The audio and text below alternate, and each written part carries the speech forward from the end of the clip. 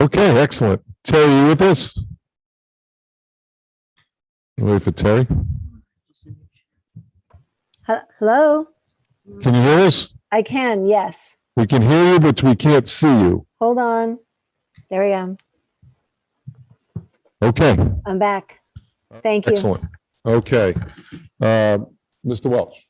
Motion to seal the executive session minutes. Oh, nope, we got a motion. We need to reconvene.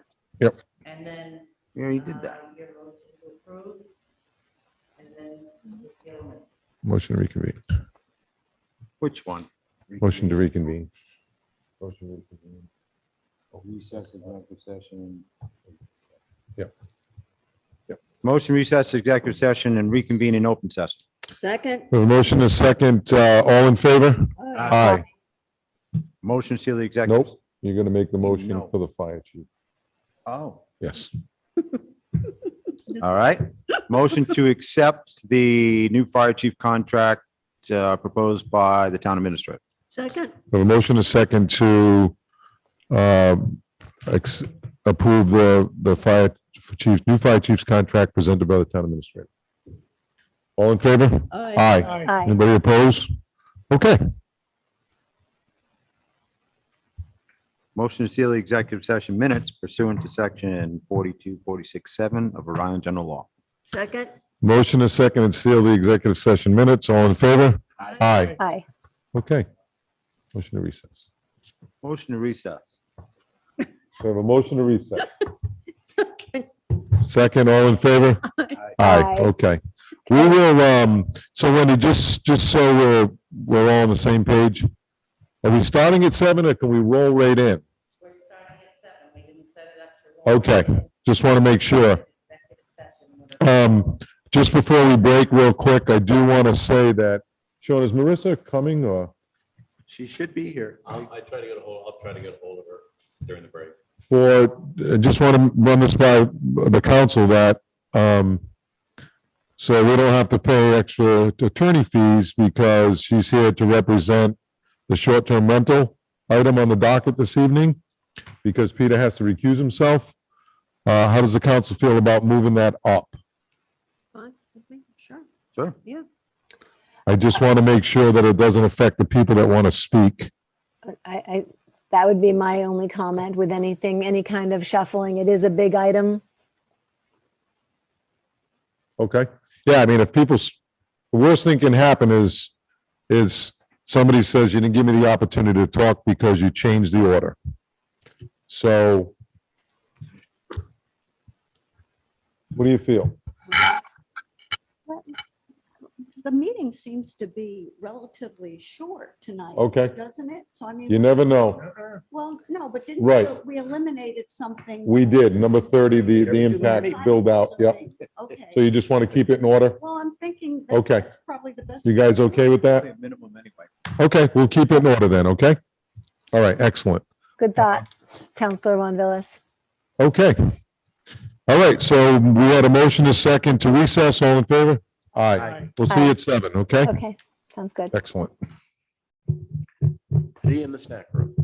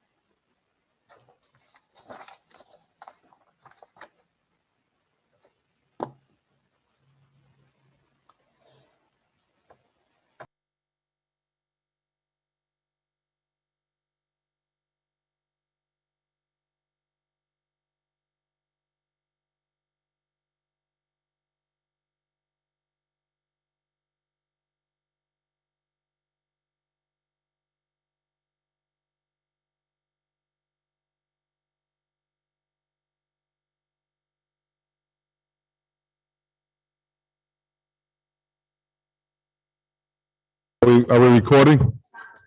We're good? Okay, guys, we're gonna get started, please. Vice President? Okay. Motion to reconvene in open session. Second? Okay, motion to reconvene. All in favor? Aye. Aye. Okay, Aye. let's get started. Let me read number one in tonight. We're gonna start with, number two, rather. Presentations. At the request of myself, citation of the council, in reference to the Middletown High School Islander boys baseball team. Motion begin said presentation. Second? Motion and a second to begin said presentation. All in favor? Aye. Aye. Okay, so we're going to come down, the Vice President and I, we have some gifts, just make sure I have the right ones.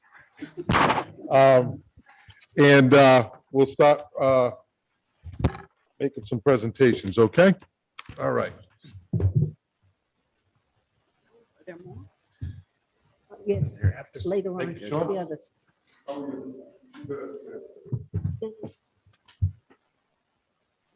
Okay, we're here to recognize the Middletown High School boys baseball team for their unbelievable accomplishment of state champs. So.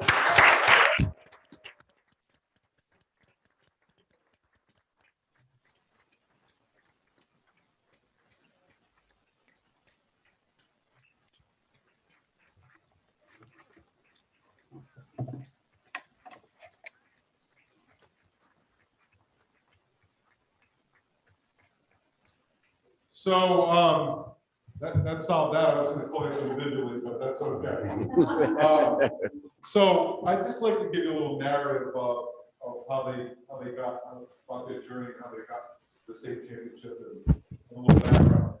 We're also gonna have a presentation from, we have a couple of our state representatives, like Deborah Gero from District 74 and Terry Fortran from District 72.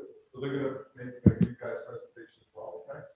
So having said that, and this is, for those who may not know, this is Vice President Tom Welch and the rest of our council members, Dennis Serrano, Chris Logan, Mrs. Santos, Mrs. Fontillas, and we have via Zoom, Mrs. Flynn, okay? And if you guys that don't know, it's our town administrator, Sean Brown, and our town lawyer, Peter Reed, okay? You might have passed Peter Reed along the way in the big group, right? Okay, having said that, so this is really, really, really cool. And I can't tell you how proud we are of you. When I heard that you won the state championship, and you guys made history. I mean, nobody can ever take that away from you, the first, right? So it's just awesome. So Middletown Varsity Baseball 2021 state championship team. The 2021 team went 10-3 during the regular season. That record gave them a share of the division to a division title. The division title was the sixth in school history. 1974, 1975, 1985, 2010, 2019, and now 2021. And that is the division title. The team finished the season winning 8 straight games. The last 2 regular season games and 6 straight playoff games. The winning streak led Middletown High School winning the 2021 Division II Varsity Baseball State Championship. Again, it's the first in the school's history. Right?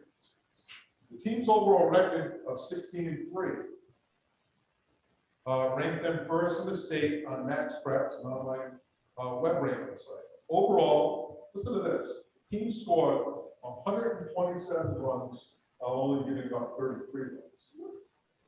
That's pretty darn good.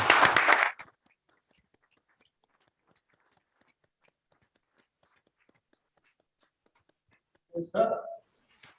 In the 6 straight wins during the playoffs, Middletown High School's pitching and defense threw 5 shutouts in 6 games. Wow. Right? In the 6 straight wins during the playoffs, they outscored their opponents 13-1-2. That's awesome. Nice.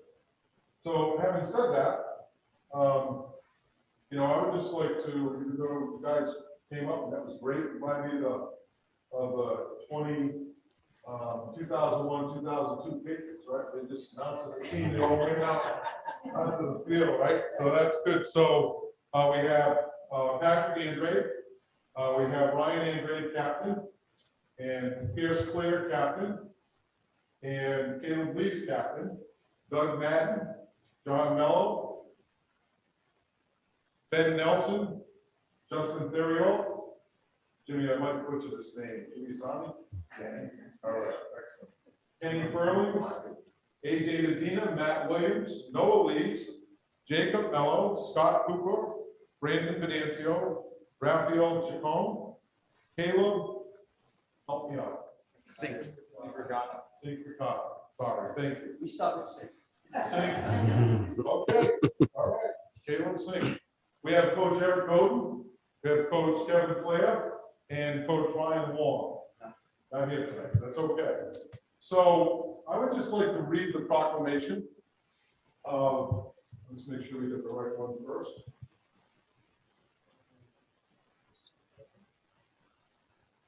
Okay. So the Town of Middletown citation, be it hereby known to all that Middletown Town Council hereby recognizes and hereby offers its sincere congratulations to the Middletown High School Islanders baseball team in recognition of their accomplishment as Division II state champions 2021. The town councils extend their very best, and not just the councils, on behalf of all the residents of Middletown, their very best wishes in your future endeavors, given this 19th day of July 2021. It's all signed by us. So I don't know if that means,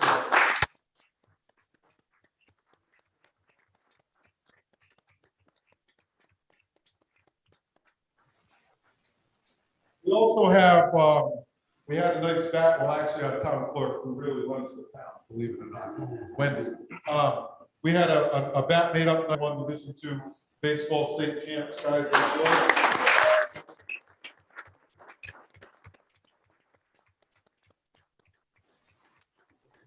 And so I just would like, I'm going to turn this over to Eric here in a second. I'd like to recognize Eric and his coaching staff. Been a long journey for you over the years, and I'll tell you, when I was happy as heck when I heard that the guys won for you, and then I saw the picture of them carrying you. That was just, that made me feel good that, you know, all the years and time you put into Middletown High, that you're certainly worthy of that recognition. So I want to say thank you, and great job. Congratulations.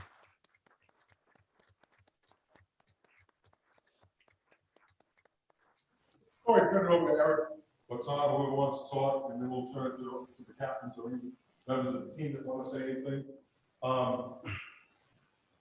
And I graduated in 1981. It's going to be 40 years this year. Wow. Holy And- cow. It's tough to say, but I certainly don't feel it. Anyway, having said that, guys, one of the things that stuck out in my mind, we went to the state championship football game in 1980, and we lost 16-14. But one of the things I took away from there was, it's always stuck in my mind. This is what I want you to remember. It's always stuck in my mind that the things I've learned along the way, the teamwork, the accomplishments, the camaraderie. And one thing that still sticks in my mind is the championship is great at the moment. It can never be taken away. You guys made history. But what really stuck out is the friendships and the relationships that you'll have for life with each other. No matter where you go, no matter what you do, no matter you see somebody 10 years later or 20, 30 years later, I still see it. We still talk about losing and how we lost them. But it was a great year. We made it. But you guys are different. You won. So that just stuck out to me. So having said that, Tom, I don't know if you want to say, he's a man of a few words. That's exactly what I thought. So I'm going to turn it over to the coach.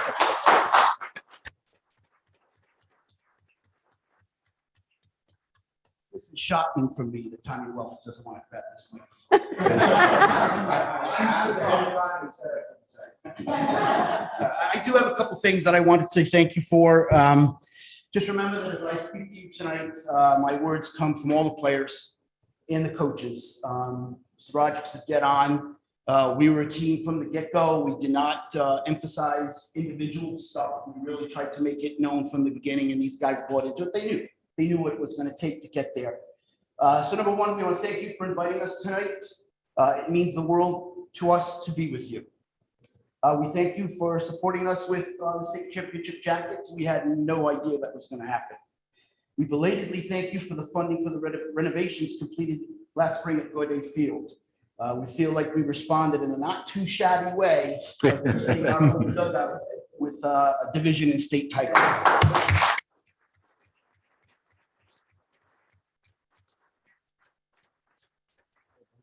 We thank you, each of you individually, as members of the town council and as a group, for the congratulations you sent our way via emails, texts, phone calls, and in-person visits. I'm sure these guys had it happening for 3 straight days. It was constant for me in terms of people congratulating us on how we did. It was an amazing feeling for texts to be coming in at 8 o'clock, 7 in the morning, 12. It was a great thing.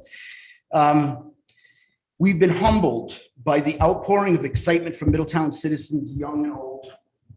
It has made us realize that our accomplishment was not just about us, but for all of Middletown. I would like to take a second to send out the team's thoughts to Peter Cardington's family. We lost Peter in April, just as we were beginning this season's journey. Peter was a captain on our 2005 baseball team. And one of the things that I haven't had a chance to talk to the guys about this too much because I haven't seen them is that there have been a lot of people from the Connerton family that have talked to me, friends, kids from that class that really wanted to bring up Peter to us because this was such a big deal for a lot of people. I have to tell you, the season was one hell of a ride. But the escort ride by the Middletown Police and Fire Department was close to second. Some people lost the power of their horns. Yes, I know one person that they blew their horn so much behind this guy's on the bus that the horn doesn't work anymore. But that's excitement, enthusiasm. So other than that, I mean, if Welch, we were going to do one more thing together as a group, but if you have something to say before, or actually, Mr. Andrade, are you talking today? Are the captain's talking? Just Claire is talking. We're going to do one more thing before we're done. So I'll let, before that last event for us, we're going to break it down. Like you have to. You do whatever you want, whatever you want to do. Shut up. Want microphone? How'd you get the hand back? Building off what Coach Godin said, this season has been everything.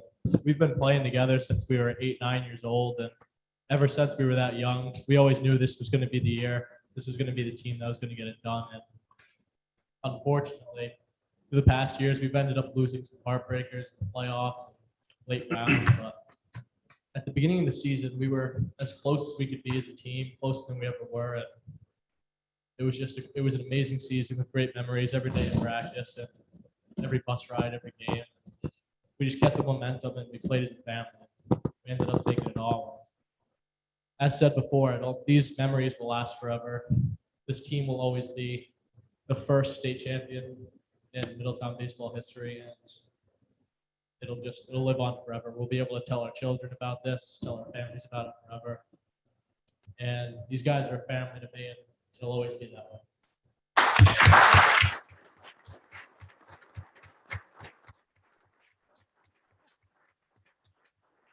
A famous picture of us carrying Coach Godin. Myself, Ben, Caleb, and Ryan, the guys in the photo, have signed the picture. We want to give it to Coach Godin.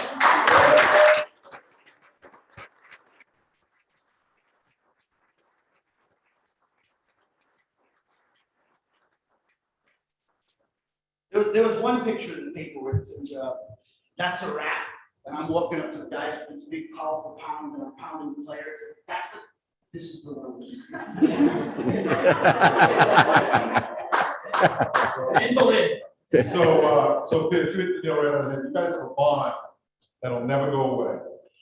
No matter the differences you have in life or not, you still have that bond. You made us proud, you made the whole community proud. It's things like this, I don't think you realize the impact you have, especially for what you accomplished, So congratulations to you and your entire team. And remember, no matter where life takes you, you guys will always be one together, okay? And be proud of it, okay?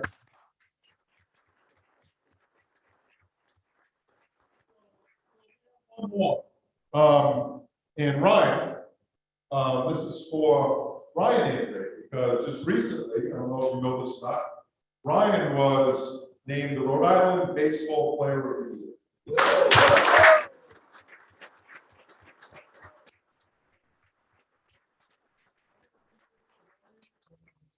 And again, I always look at it as there's individual accomplishments, but team accomplishments always come above that.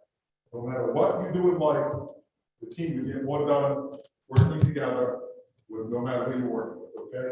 But now it's you, right here. So Town of Middletown citation be it here, hereby known to all that the Town of Middletown hereby recognizes and hereby offers its sincerest congratulations to Ryan Andre in recognition of your accomplishment for being named Rhode Island Baseball Player of the Year 2021. The town council extend their very best wishes in your future endeavors. Give this 19th day of July 2021.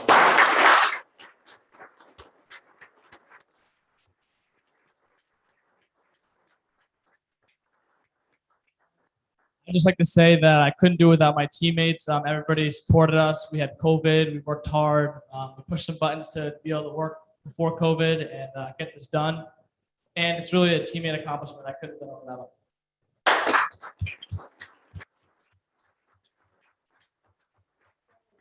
Yeah, a couple of stats on that. I only saw it because I'm not a big Facebook person, but I saw it on there, and that's when I started double clicking and listening to it.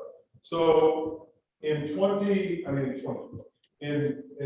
don't know what game the season was, but against St. Grace, 20 strikeouts and one hitter. That's amazing.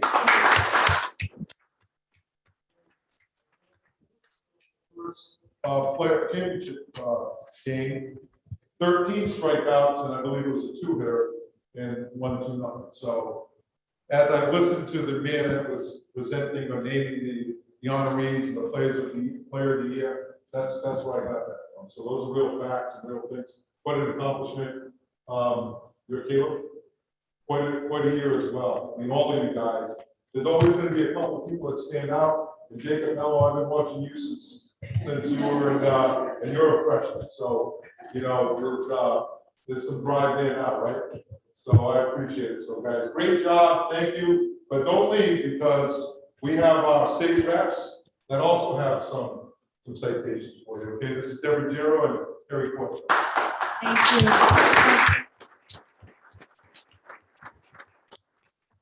You guys are awesome.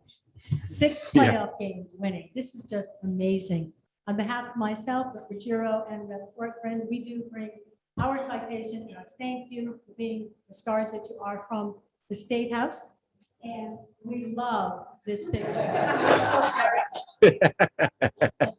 So do I. I bet you do. So this is from the state of Rhode Island. The Rhode Island House of Representatives offered its sincere congratulations to Middletown High School boys baseball team. Congratulations on becoming the 2021 Rhode Island Division II High School Boys Baseball State Champions, the first baseball championship in the history of Middletown. Go Islanders, well done. Signed by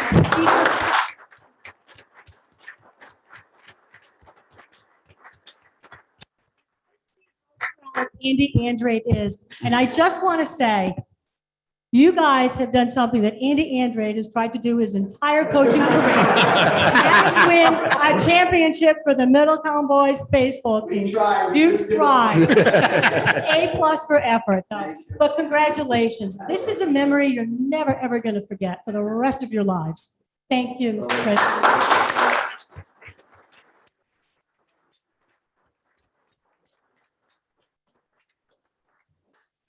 Congratulations. There you go. Congratulations. Congratulations. There you go, guys. Congratulations. You can be really happy. Good luck. Congratulations. Awesome. Congratulations. One thing I'll tell you about my restaurant. What's the next thing? Hey, congratulations. Congratulations. Congratulations.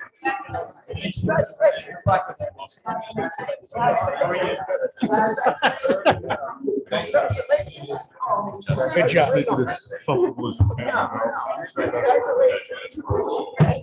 Yeah, absolutely. Happy guys, you're gonna.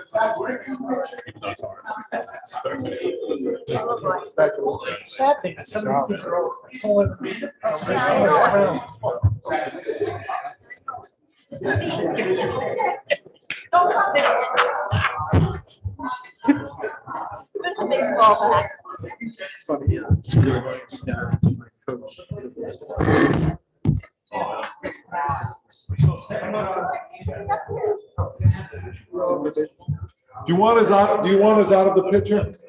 You sure? Well, let me get on my tiptoes then. I can sit in front of the tallest guy on the team.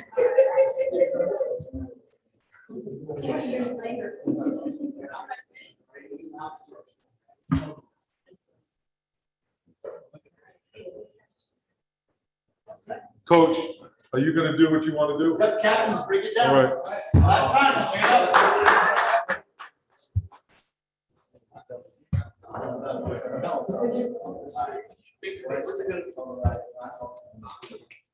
Family on three, 1, 2, 3. All right.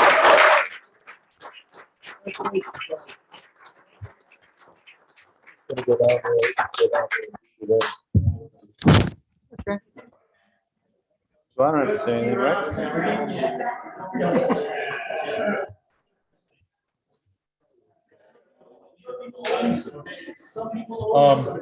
You know what, guys? You guys want to hang out for just 1 minute? We're gonna do we're gonna move the jackets up right now. That's right on time. Yeah.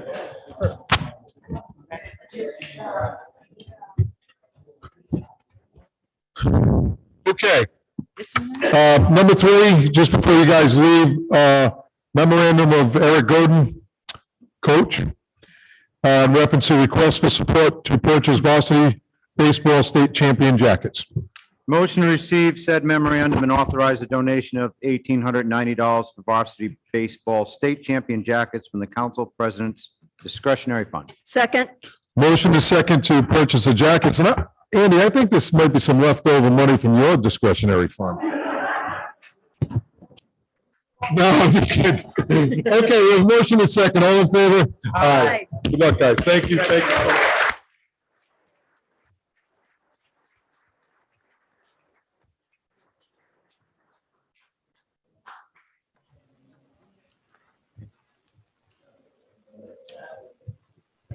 You know, good-looking kids, Good kids. good-looking Good kids, you know? kids. Yeah. Coach, make sure you get a jacket. See you, Andy. Bye, Mrs. Andrade. Good.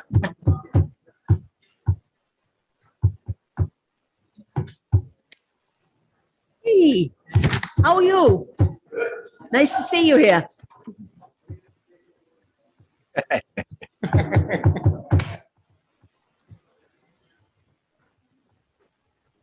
All right, Tom, so we have, And, Plymouth here? we'll do Newport Vineyards first. Mhm. We do the tile. They're all the same, right? Yeah, they're all, yeah. Oh, yeah. No. Okay, let's move on to, that's just good stuff, you know. Let's move on to number 4, memorandum of Council Flynn in reference to local business recognition, Clementines and Newport Vineyards. Motion to receive said memorandum. Second? Motion is second to receive, all in favor? Aye. Okay, and we'll just read number 5 in and then we'll go down. Citation of the council in reference to Clementine's Ice Cream Shop. Motion to begin said presentation. Second? We have a motion is second, all in favor? Aye. Is there anybody here from? Excellent. All right.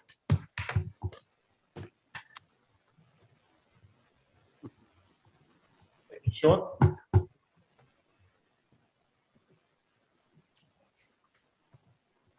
So, Council Flint's joined us via Zoom, and she had called me a few weeks ago and said, and sent me an article and said, look, Clementine, which is a fairly new ice cream shop, 2 years old, maybe, I know it. down on Wave Avenue. For him Those of you too. that haven't been there. I For him haven't been. too. but I'm gonna go get me some, oatmeal cookies from what I understand. So they were actually recognized by the Food Network. So anytime any one of our businesses is recognized nationally, I think that's a big deal, especially with the town of Middletown. So we want to read the proclamation to you, and you don't have any samples. Just check. My name's Paul. Warren, nice to meet you. Jess, nice to meet you. We have Warren and Jess with us tonight from Clementine's Ice Cream Shop. Be it hereby known to all that Middletown Town Council hereby offers its sincerest congratulations to Clementine's Ice Cream Shop in recognition of being named Food Network Magazine's best ice cream in the state. Town councilors extend their very best wishes on this memorable occasion, given this 19th day of July, 2021.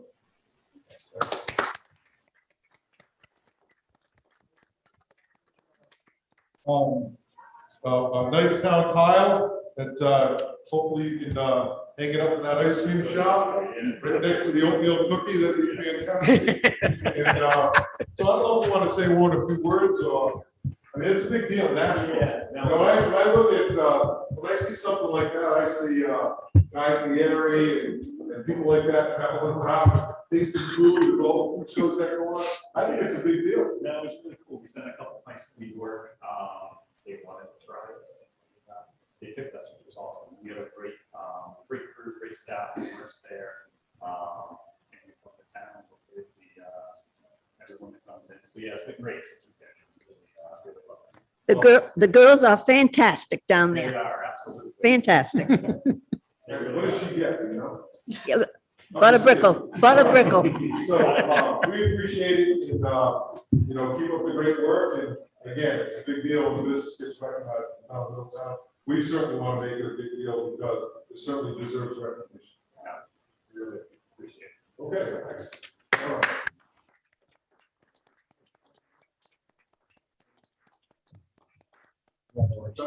Congratulations.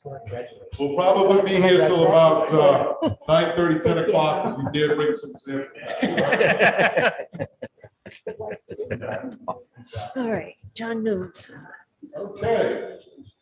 Thank you guys for coming. Appreciate it. Okay, number 6, citation to the council in reference to Newport Beach. Second time. This is the second time they've gotten it. Motion begin said presentation. Second? So a motion is second to begin said presentation, all in favor? Aye. Okay, so we have John Nunes from Newport, Paul, sorry. It's Paul. And I know my name's Paul, I said, sorry, Paul Nunes from Newport Vineyards. And so they were recognized, there was some type of wine competition or venue in Fort Lauderdale, Florida. And they sent in a dry rosé.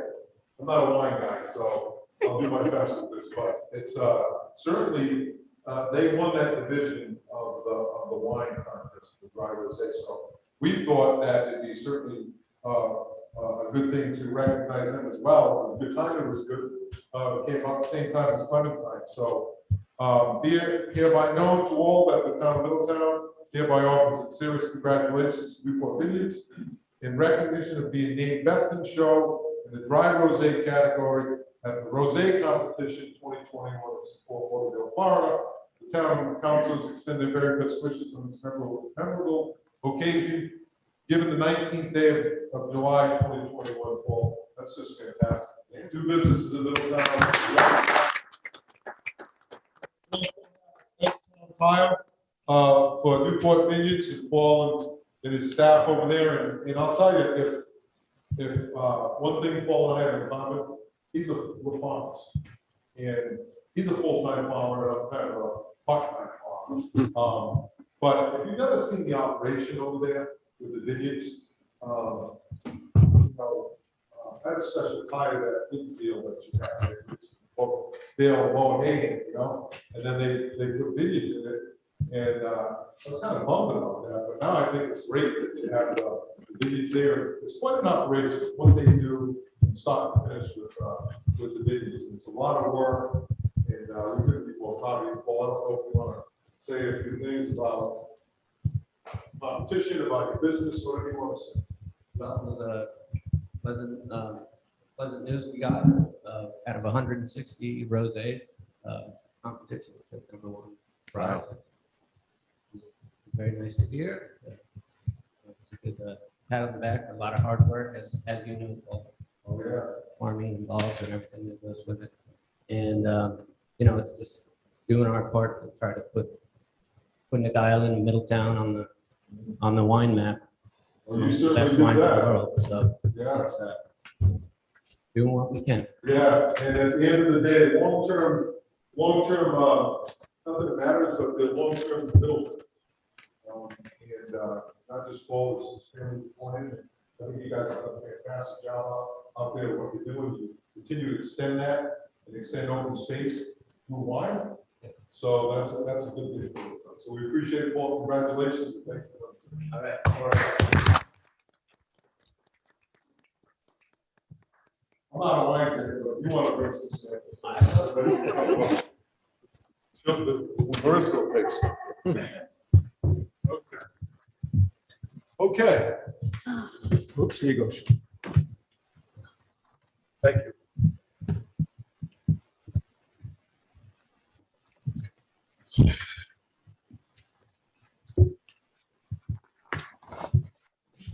Okay, excellent. Those are the good things that we do. Okay, let's get to number 7. Town business update. Number 7, memorandum of town administrator in reference to town business updates. Motion to receive said memorandum. Second. Motion to second to receive. All in favor? Aye. Aye. Mr. Brown.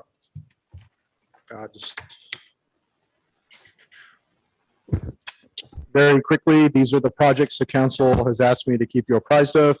The Senior Housing Affordable Housing Committee has been formed, and they're in the process of scheduling their first meeting. I got an email from Councilor Toronto that I think you're targeting August 3rd. Yes. So that process is going to be getting into high gear here quickly. The town council approved a contract with Knight Consulting to investigate out-of-school time educational opportunities. Mary Claire is actively collecting data and interviewing stakeholders right now. And as the council's aware, she has promised a deliverable to the town council by August 15th. We are currently working on a tax model in response to Councilor Flynn's tiered tax proposal. I have been in touch with her. We finished modeling some data with the planning office just recently, and I anticipate at the next meeting, I would have a memo to you about that. West Main Road Development, we have received 3 proposals in response to the town's RFI, and we are beginning the evaluation process and should be bringing that to the council in the near term. Short-term rentals, we have approximately 250 applications in the clerk's office, so licenses, permits that have been processed. We are actively identifying unregistered units and issuing citations for those. And actually tomorrow we'll begin to have those adjudicated in the municipal court. The number of complaints, I think through being proactive has been lower than it has been in previous years. However, we have continued to address those aggressively also. Lastly, our zoning enforcement officers, we're in the process of finalizing the hiring right now. And next week, our public safety interns will be out in the field doing some work mostly related to looking at parking on lawns, as well as taking noise meters throughout the town. So that's where we're at with that. Mayford River Restoration Project is progressing. We're currently working on the quality assurance program. We're currently verifying some wetlands down in that area and working towards a 30% design of the project. The planning board and build out study recommendations on the docket tonight is a cost estimate the council was looking for. And because Steve Cabral isn't available, we've asked for that item to be continued to the next meeting. And then there is an update of the different planning board activities that are ongoing and where those stand. and rules of the council. The solicitor is working on the final draft. Okay, They're done. Okay, there we go. excellent. Thank you. Good job, Peter. That's good job, Sean. That's my kind of update. Thank you. Yes. All right, excellent. Okay, let's move on to, and again, I urge any counselors or anybody in the public, if you have any ideas or any questions or recommendations based upon what you hear from Mr. Brown's updates, certainly get with Mr. Brown. He's an open book of knowledge and an open door policy there where he will certainly accommodate you for any of your questions, okay? Let's move on to the public forum. Let me read this one in. Number 8, pursuant to Rule 25 of the Rules of the Council, citizens may address the town on one subject only, said subject of substantive town business, neither discussed during the regular meeting nor related to personnel or job performance. Citizens may speak for no longer than 5 minutes and must either drop off a public participation request at town hall or email to both wmarshall@middletownri.com and kclancy@middletownri.com at least 30 minutes prior to the start of the meeting. All items discussed during this session will not be voted upon, no longer than 15 minutes total for the public forum. Mr. Vice President, do we have any public forum? We have no forums. Okay, excellent. I kind of like the way this meeting's going. All right. Motion to act as Board of License Commissioners. Second? Okay, we have a motion, a second to act as a Board of License Commission. All in favor? Aye. Aye. Okay. Acting as a Board of License Commission, number 9, public hearing has been advertised. Application of Mission LLC, DBA Mission, 58 Aquinic Avenue to upgrade alcoholic beverage license from a Class BL to a Class BV. Motion to grant said upgrade to the alcoholic beverage license from Class BL to Class BV to re, Okay. Second? We have a motion and a second to grant said upgrade of the alcoholic beverage license from Class BL to Class BV. Is there any discussion? Any counselors have any questions? I will just say that if you don't, Question. okay, be right with you in a second, Terry. I was talking to the town clerk today about this, just for informational purposes about the town over the years. I wanted a little bit of history on, we have a cap on licenses. And just a couple of weeks ago, we went from 39 to 40. So I wanted a better understanding of, because sometimes it can be confusing with the different licenses, the alcohol beverage license. But I wanted more of an understanding of how we got from, I don't know, 10 to, they added 6 one year, or a particular council, and then we somehow got up to 29, and then another council added 10 more on top of that.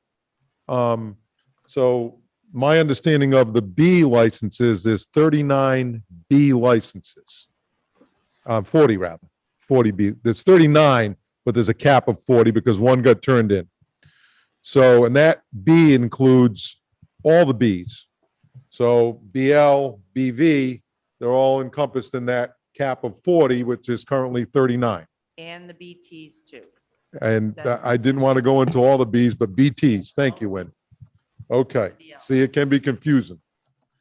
So having said that, it's not really adding one. It's just an upgrade of that B. They already have that B.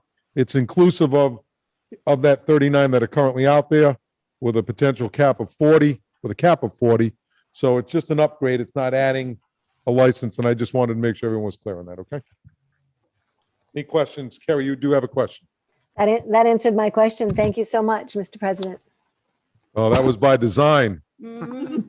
Okay. Having said that, thank you, Terry. So there's no further discussion. We have a motion to second to grant said upgrade of the alcoholic beverage license from Class BL to Class BV. All in favor? Aye. Aye. Aye. Anybody opposed? Okay.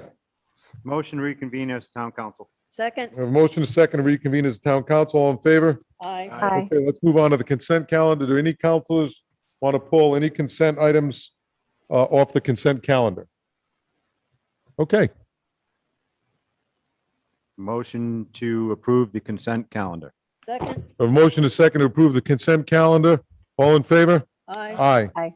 Okay, excellent. Anybody opposed? Let's move on to licenses. Number 16. There's applications for 4 special event permits for Sweetberry Farm, 915 Mitchell's Lane. The first one is John Bagwell's 90th birthday in the barn to be held on Sunday, August 8th, 2021, from 5 p.m. to 9 p.m. Number 2, the Windsor/Shepherd wedding in the barn to be held on Saturday, August 28th, 2021, from 5 p.m. to 10 p.m. Number 3, the Canul/Bertosini wedding in the barn to be held on Friday, October 1st, 2021, from 5 p.m. to 10 p.m. And number 4, the Beryl Bischoff wedding in the Orchard Field to be held on Saturday, October 23rd, 2021, from 4:30 p.m. to 9:30 p.m. Motion to grant said special event permits. Second? We have a motion and a second. Is there any discussion? The only way I'm going to approve this is if I get invited to John Bagwell's 90th birthday party. Or else that's going to be a deal break. No, I'm just kidding. So we have a motion and a second. All in favor? Aye. Okay, excellent. Number 17, application for the special event permit from Temple Shalom, 223 Valley Road, for Temple Shalom Family and Shabbat and Picnic, kid-oriented religious services and picnic to be held on Friday, August 6, 2021, from 6 p.m. to 8 p.m. Motion to grant said special event permit. Second? Motion is second to grant said special event permit. Is there any discussion? Hearing none, all in favor? Aye. Anybody opposed? Excellent. Number 18, application, there's 2 of them for a special event permit from Amp Surf, a 501c3 nonprofit organization for number 1, the VA New England Summer Sports Clinic to promote rehabilitation through sporting activities to be held at Satchers Beach, path number 8, on Tuesday, July 20th, 2021, and Wednesday, July 21, 2021, from 8 a.m. to 4 p.m. The applicant requests fees to be waived. And number 2, Adaptive Surf Clinic to introduce veterans, amputees, and special needs children to the benefits of ocean therapy to be held at Satchers Beach, path 8, on Saturday, September 11th, 2021, from 7 a.m. to 1 p.m. The applicant also requests these fees to be waived. Motion to grant said special event permits and waive the fees. Second? We have a motion and a second to grant said special event permits and waive the fees. Is there any discussion? Question? Mrs. Flynn? Thank you, Mr. President. I just have a question. I noticed on the AMP Surf package that we received in our hard copy docket that there were additional requirements that were outstanding for that permit. So I didn't know who follows up on that, and does the motion need to contain, verbiage like the approval goes forward with the listed additional requirements met? I'm going to refer that question to the town clerk, Terry. Thank All the you. requirements must be met before we issue. She can't hear you. Can you speak into that, please? All the requirements must be met for any application before we issue the license. So even if we approved it, you could not release it until those, additional requirements were satisfied. Correct. Okay, perfect. Wendy, I do have a question. Have they met the insurance qualifications? The insurance, that was one thing that we had added. I think, Sean, were you involved with any of that? We've been working with the finance office for the insurance amount. I have not. I'm aware of it. And I think the discussion I had with you is while the amount is a little bit off, it's sufficient for the event to continue. It Yes. is. Okay. Yes. Because I read that in the docket and I wanted to make sure, I didn't know it had been rectified between the time, we had received the docket and tonight. Right. We had spoken to the finance office and to Sean, Okay. and. he So feels you're that comfortable with it, he's Sean, and the comfortable team's with it. comfortable with it? I am. Okay. Yes. Excellent. Okay. And the last question is on their second event from the 11th, on September 11th, I know it's roughly around that weekend. I'm not sure which chapter it is, whether it's the Quahoggers or the Cape Codders, but there's a camping group that goes down there. Just want to make sure that's worked out and there's no issues. Okay. We don't anticipate any, and just, I have spoken to Will about having a master schedule included with these in the future. So Yeah. that will be. fun. Yeah, I just didn't know, Sean, and I think that's smart to do a master event so that the coordination of it is, few overlaps or interruptions, or if there are overlaps, that they're managed properly, and I'm sure you guys do that. But Path 8, I'm not sure where they park and if there would be interference with Path 8. That's why I brought that up, okay? Yep. Okay, so we have a motion to second to grant said special event permit and waive fees. Any further discussion? All in favor? Aye. Aye. Anybody opposed? Okay, number 19, application of Synchronicities LLC for a special event permit for over/under movie film to be held at 35 Warren Ave on Tuesday, July 27th, 2021 at 8 a.m. to 8 p.m. Motion to grant said special event permit. Second. So we have a motion and a second to grant. I think we probably need a little bit of discussion. I know that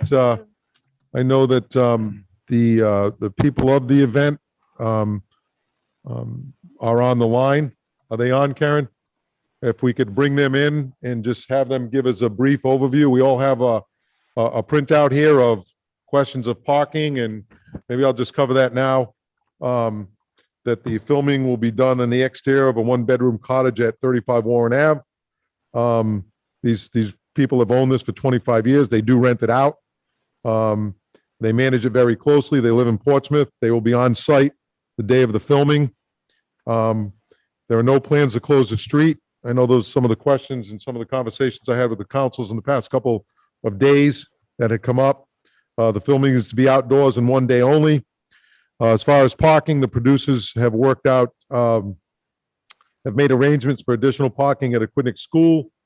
Of the other rentals that are on this property, 3 of them will be empty at the time. And there will be no on-street parking, and the road will not be closed down. That was another concern. So they've reached out to neighbors, and I'll let them, if you want to bring them in, Karen, Grace. Grace is on. Okay. She can maybe shed a little bit more light. Hi, Grace. How are you? Thank you for having me. I'm great. Excellent. So just your name and address for the record, please. Yes, I'm Grace West. I'm staying in Providence right now. We're filming all over Rhode Island and Massachusetts. Okay. My temporary address is 15 Phones Alley in Providence. Okay. Just a quick overview of, Dan, maybe potentially answer any questions or adversity this may face or objections. I think you've done a good job so far, but I just in case I missed anything. Yeah, of course. Yeah, we've had Paul and Trisha have been very kind, the homeowners. And I think everybody feels comfortable on the property, all the other guests staying in the cottages. And we like to be very thorough and talk to all the neighbors. We have a locations manager. Her sole job is to make sure that everybody in the neighborhood feels comfortable and that there's, the street's not blocked at all. And we were working with all children actors, so we have very strict protocols from the Screen Actors Guild, COVID, and they can't work more than 7.5 hours. So we're confined by those anyway, so we will be in and out as fast as possible. Okay. Just for the audience here and the folks maybe watching or watch at a later time, it's a very sweet story about 2 preteen girls growing up together in the summer in New England. So I certainly I'm going to support it. I thought that initially I had a lot of questions. They've all been answered. If there was any objections by neighbors, I certainly wouldn't support it, but I haven't heard any yet. I kind of like all the prearrangements you made, and I wish you the best of luck. Any councils have any questions? I have one question. Council Logan.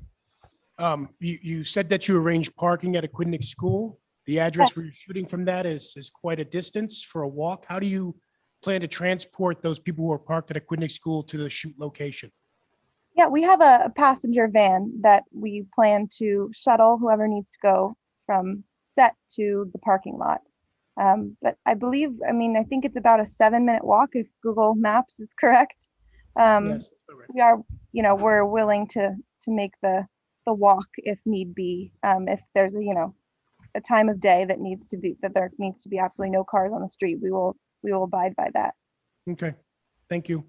Of course. Okay, and Council Logan also has a brand new nice truck. He would certainly offer his services to transport people and back and forth, I'm sure. Oh, be careful. We'll take you up on Very that. kind like that, yes. Get it right with that. Having said that, any council have any further questions? Okay, we have a motion, a second to grant this. All in favor? Aye. Aye. Anybody opposed? Okay, excellent. Best of luck, Grace. Thank you so much. Welcome. Bye-bye. Bye-bye. Okay, number 20, application to the town of Middletown for a special event permit for Monday night music series, live music, fire pits, food trucks to be held on Monday, August 2nd, August 9th, August 16th, August 23rd, and August 30th, 2021, beginning at 6 p.m. to 9 p.m. at Satchers Beach. August 30th, 2021 includes fireworks. The town event asks for all fees to be waived. So the town's asking for the fees to be waived for itself. Motion grant said special event permit and waive the fees. Second, Okay, we have a motion and a second to grant this said special event permit and waive the fees. Any discussion? Council Toronto? Did I hear rumors that the last night there'll be fireworks? Yes, Do we have to put that in there or? it's in there. Oh, it is? I'm sorry. Yeah. Oh, because I didn't read it. close Yeah, enough. I was that's, just ready to check it off. that's okay. Beach parties? Perfect. That's okay. I'll tell you that, these beach summer nights, family nights Yeah. have been a pretty big hit in the town of Middletown. Last year, obviously, we couldn't have them. Oh, So it's certainly welcomed. I think it's a good, I've only gotten positive feedback about it. I think Sean, you and your team, Will and that staff, they do a great job. And anytime the town can offer something like that to its residents or even non-residents, I think it's a great thing. It's fun. It's more community-based and community and family oriented. And that's always, and it's at the beach.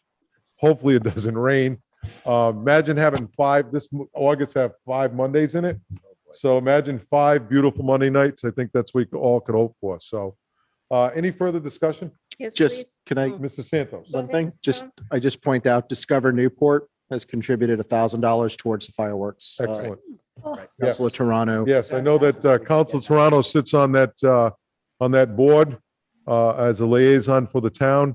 And I saw that email a couple of weeks ago. So nice job asking and thank Evan and Discover Newport for their generosity. Mrs. Santos? Thank you, sir. Mr. Brown, have the food vendors been picked? Or is it going to be the concession stand only? No, Will Cronin has been working to identify food vendors. So if someone's interested and they haven't been in touch with him, they should reach out. All right. Thank you. Okay. Any further discussion? All in favor? Aye. Aye. Anybody opposed? Okay. Sean, maybe we could get somebody like outside of Fenway, some of those vendors with, Mhm. the sausage and peppers and all that. It'd be fantastic. Charisse. And Charisse, you Charisse. gotta have Charisse. The that's Charisse right. truck. Okay. We're gonna have a Charisse truck down there. Right. Excellent. Okay.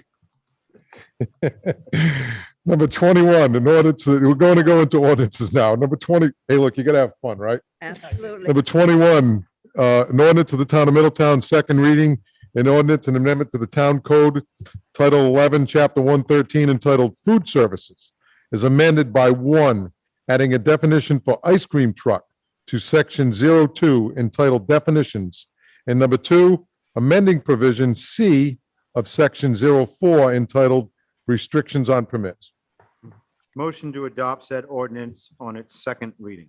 Second, Okay, we have any discussion about this? This was amending the ordinance for ice cream trucks, basically Pete's Ice Cream, who, when we adopted the restrictions on the initial food truck ordinance, that certainly wasn't taken into consideration because I believe it was winter time, number one, and we just never thought of it. So, we give Pete an opportunity to get back on the streets here in Middletown. So, motion and a second to adopt said ordinance on its second reading. All in favor? aye. Aye. Anybody opposed? Number 22, an ordinance of the town of Middletown, second reading. An ordinance amendment to the town code of the town of Middletown, Title III Administration, Chapter 34 Taxes, Section 34.30, Real Property Exemptions, Tax Exemptions for Veterans. Motion to adopt said ordinance on its second reading. Second, We have a motion and a second to adopt the ordinance on its second reading. Any discussion? Mr. President. Council Toronto. Thank you. Sean, I just want to confirm, these changes will basically be a wash, right? I mean, they're going to be receiving the same amount of an exemption as they did in 2020, correct? Correct. Okay. And I'd just like to, for the council at some point, I'd like to start looking maybe at increasing these exemptions a little bit. I've looked at them. I look at it as a percentage of the revenue that's coming in. I think it's a little bit low, but I'll work on something if you're receptive to looking at it. Maybe increase some of these exemptions for the seniors and handicaps and veterans. Okay, excellent. So one of the questions, I was going to ask that very question. So when we first got this, received this, it was basically equalizing, because of the assessments going up, it's basically equalizing the current exemptions they get. Correct. Based on the exemptions going up. So I didn't really think about it until after the last meeting. And I thought, okay, exactly your train of thought. We're really not, it's good that we're holding the line there, but as the exemption goes up, we're really not helping. We're helping, but I think maybe we could look at doing something a little more, to your point. So I'm certainly open, if the rest of the councils are open to looking at the exemption and maybe coming back and working with Sean and George and getting back to us on some options potentially. Perfect. Okay? And that includes the next 3 or 4, not just the one we're working on right now. Okay?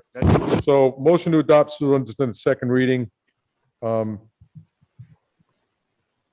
Or Peter, would it be prudent now to look at it before we adopt it? So we don't have to go back and, I think you would want to adopt it now and then add to it, but Okay. at least in terms of the process of getting the bills prepared and getting the bills out. Right. I would agree with that. Yeah, Okay. Unless Sean has a different. This goes towards the bills that are going out right now. So Okay. That's what I need to get done. all right, so it's something that we need to look at then, okay? Yep. All right, so motion and ordinance, motion in the second to adopt said ordinance in the second reading. All in favor? Aye. Anybody opposed? Okay, number 22, an ordinance of the town of Middletown. I'm sorry, number 23, an ordinance of the town of Middletown. Second reading, an ordinance amendment to the town code of the town of Middletown, Title III Administration, Chapter 34 Taxes, Section 34.40, Real Property Exemptions, Tax Exemptions for Blind Persons. Motion to adopt said ordinance on its second reading. second, We have a motion is second. Any further discussion on this? I would just ask the same thing, that we look at all exemptions. All in favor? aye. Aye. Anybody opposed? Excellent. Number 24, continued from the July 6, 2021 regular meeting, in ordinance of the town of Middletown, first reading. Wendy, is that a typo or is this, No, at the last meeting, there was a it was a typo. That's right. There was a typo to the typo. That's right. In order to the town of Middletown, first reading, an ordinance amendment to the town code of the town of Middletown, Title III Administration Taxes, Chapter 34 Taxes, Section 34.02, Exemption on Residential Property. Motion to receive said ordinance on its first reading. Second, Okay, a motion is second to receive ordinance in its first reading. Discussion. yes, please. Mrs. Santos. Thank you, sir. With all these exemption ordinances being set tonight, now, people who are getting them, who are presently receiving, they do not have to apply again, do they, Mr. Brown? They do not. So I think it should be known that if you have an exemption, regardless of which one it is, you do not have to reapply. Am I correct? Absolutely. Thank you. To piggyback that a little bit, and maybe take it a step further, Sean, how do we get that word out to people that may not know? You know, as every year goes on and somebody gets older, they may become eligible for an exemption that they're not aware of. Thank you. So I think this group had directed the administration to really push out news about the exemption programs, Yep. who's eligible and how to apply. And that's what we've continued to do. It's really just a saturation of messaging.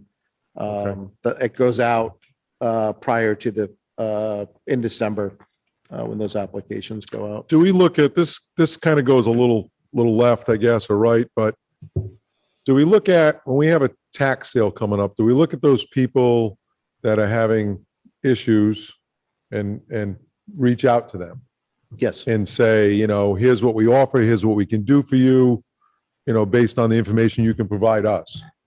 we do. Okay. Yep. I just And want to make I mean, sure that- luckily, we don't have really a tax sale issue in town. Right. So the It people just that, makes me nervous when I see it. I saw an email about it a week or two ago. yeah, no, typically the people that are running into a problem, they pop out. I mean, Okay. there's people that are frequently on that list. They use the tax sale as a way of financing their lives, or they've got something else going on. But Okay. there are those people that pop up and they stick out. And those are, we're required by law to follow up in certain circumstances. And then there's just Yeah. the unusual events that that we investigate. Yeah. And the reason I ask is because, sometimes it's hard for people to reach out and say, hey, I'm having a problem, or, it's a sense of, kind of, I don't want to be embarrassed, or a sense of pride, or whatever it is. I just want to make sure that we're reaching out to those people to make Mhm. sure, give No, them and every avenue and all the help we can give them. Yep. Nope. And I've had them in my office this year. so. Okay. Excellent. Question? Yes, Mrs. Flynn. Thank you, Mr. President. Question for you, Mr. Brown, two things. The exemption opportunities, are they outlined and listed and put in a flyer with the tax bills? They're on the back of the tax bill. Okay, perfect. Second question is, since we have a first reading because of the typo last meeting, what is the status of the people that would qualify for these exemptions? Will they be able to realize the updated exemption in this ordinance this year, since we aren't at the second reading and passage of the ordinance at this stage?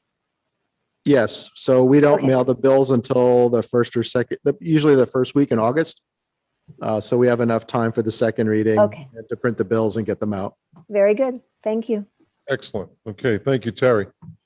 Okay, is there any further discussion? Okay, so we have a motion, a second, to receive the ordinance in its first reading. All in favor? Aye. Does anybody oppose? Okay, other communication. Number 25, email communication of Rick Lombardi in reference to Chase's Lane. Motion received said email communication. Second? Motion is second to receive said email communication from Mr. Lombardi. All in favor? Aye. Aye. Rick, you want to come up and state your, what's on your mind, sir? Thank you very much. I kind of like looking at you from this, on the other side of the dais. It's a little more difficult from this side, believe it or not. And, I'm just kidding. I got to tell you, before I start, I want to thank you for the Name and address. Hang on one sec. We just need your name and address. And, Rick Lombardi, 6 Orville Drive, Middletown, Rhode Island. okay. If you need more time, I'll vote for you. Thank you, Council. And I know you will. I will. Oh, no, he won't. I mean, but I want to tell you, I want to thank you for the exemptions that you just approved, especially those for blind individuals, because I'm almost there. So I might take advantage of that someday.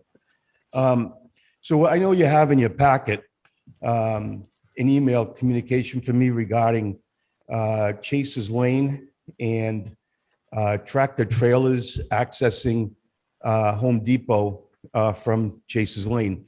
Now, a few years ago, we brought this issue up when we were looking at the traffic issues on Chase's Lane, speeding, the bus stops, stop sign, and the like. And there were traffic improvements made, traffic calming improvements made after we had a couple of public hearings over at the fire department.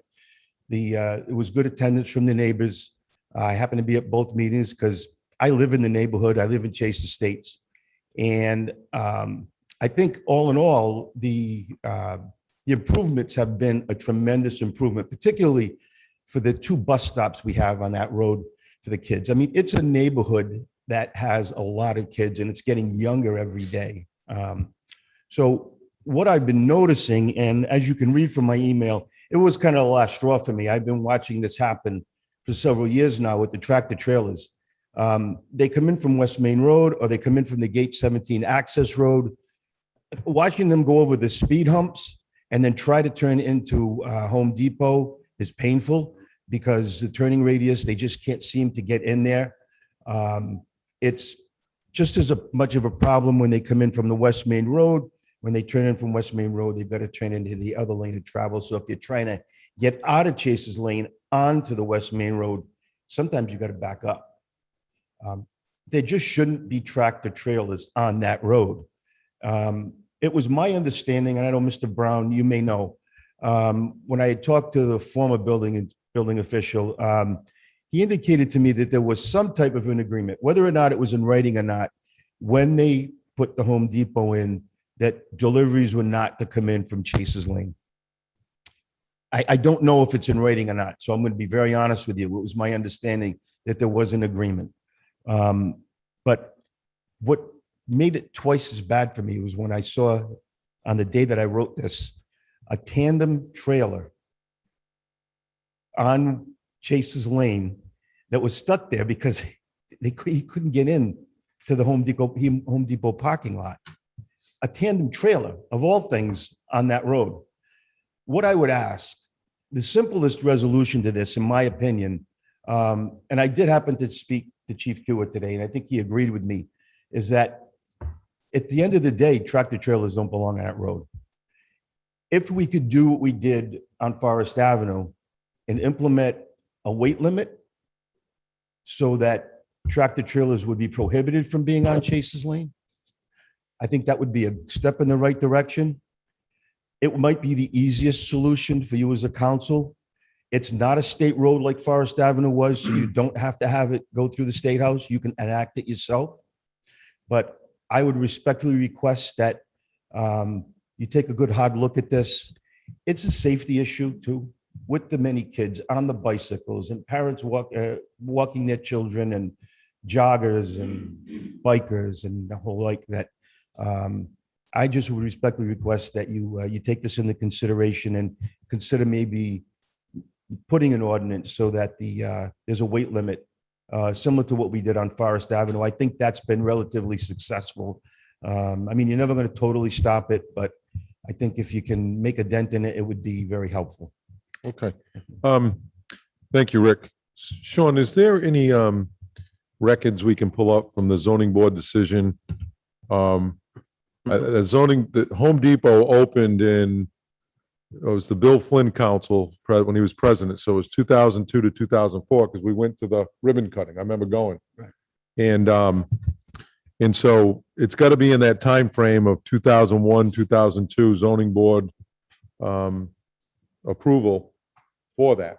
So I would look at that because at that time they even talked about coming off Coddington and it wasn't allowed by the state, coming down Access Highway and having the entrance come that way. But it wasn't allowed. State wouldn't allow it. So I hear what you're saying. Certainly Chase's Lane. I agree. There's a lot of kids in there. And not only that, but it's been a lot of conversations over the years about Chase's Lane and the cut through in the cars. And at one time there was even talk of making it a one-way. Now, I'm certainly not suggesting that, but I'm just giving a little history on it. It's gotten significantly better since they put the island in, they put the speed humps in. I think you're even seeing less traffic coming through from Newick, which was a big cut through for a long time at 3:00 in the afternoon, in the mornings. It's gotten better. It's not the best. It never will be. But the fact is that it has gotten better since, we've done the work over there. And I just think the weight limit piece of it might be good and maybe a little prolonged enforcement down the road. But other than that, I just think the easiest fix, if there is an easy one, would be to consider putting a weight limit on the road. Yeah, because even if you look at when they're trying to come in, I'm a Home Depot guy. I'm in there all the time. So if you go in and if a tractor trailer is trying to turn in right, coming south, it's almost impossible to get because of the way that the two lanes are set up to go out. Exactly. So it's something, Sean, with something we can certainly look at. Yeah, and the one thing I would say, the other thing that's significantly changed is gate 17. So all of the commercial traffic has to go to that northern gate on the naval base. Gate 10 is closed. And as Rick pointed out, I think the traffic calming measures made a difference, but I think this is the next big step we can take to, forcing the traffic really down the access highway or through the commercial property itself and not through the neighborhood, which bisects the neighborhood that Rick lives in and the naval housing area where we have the naval families. But we'll definitely pull the zoning file and Maybe it's worth a conversation with the Home Depot people. Mhm. And say, hey, look, you need to instruct your suppliers to use West Main Road. Perfect. Thank you Okay. very much. Okay. Thank you for your time. Thank you, Rick. Thank you, Sean. Appreciate it. Excuse me, Mr. President. I have a So, question. yeah, Mr. Council Toronto. Sean, are you saying that there's a lot more commercial use there besides Home Depot?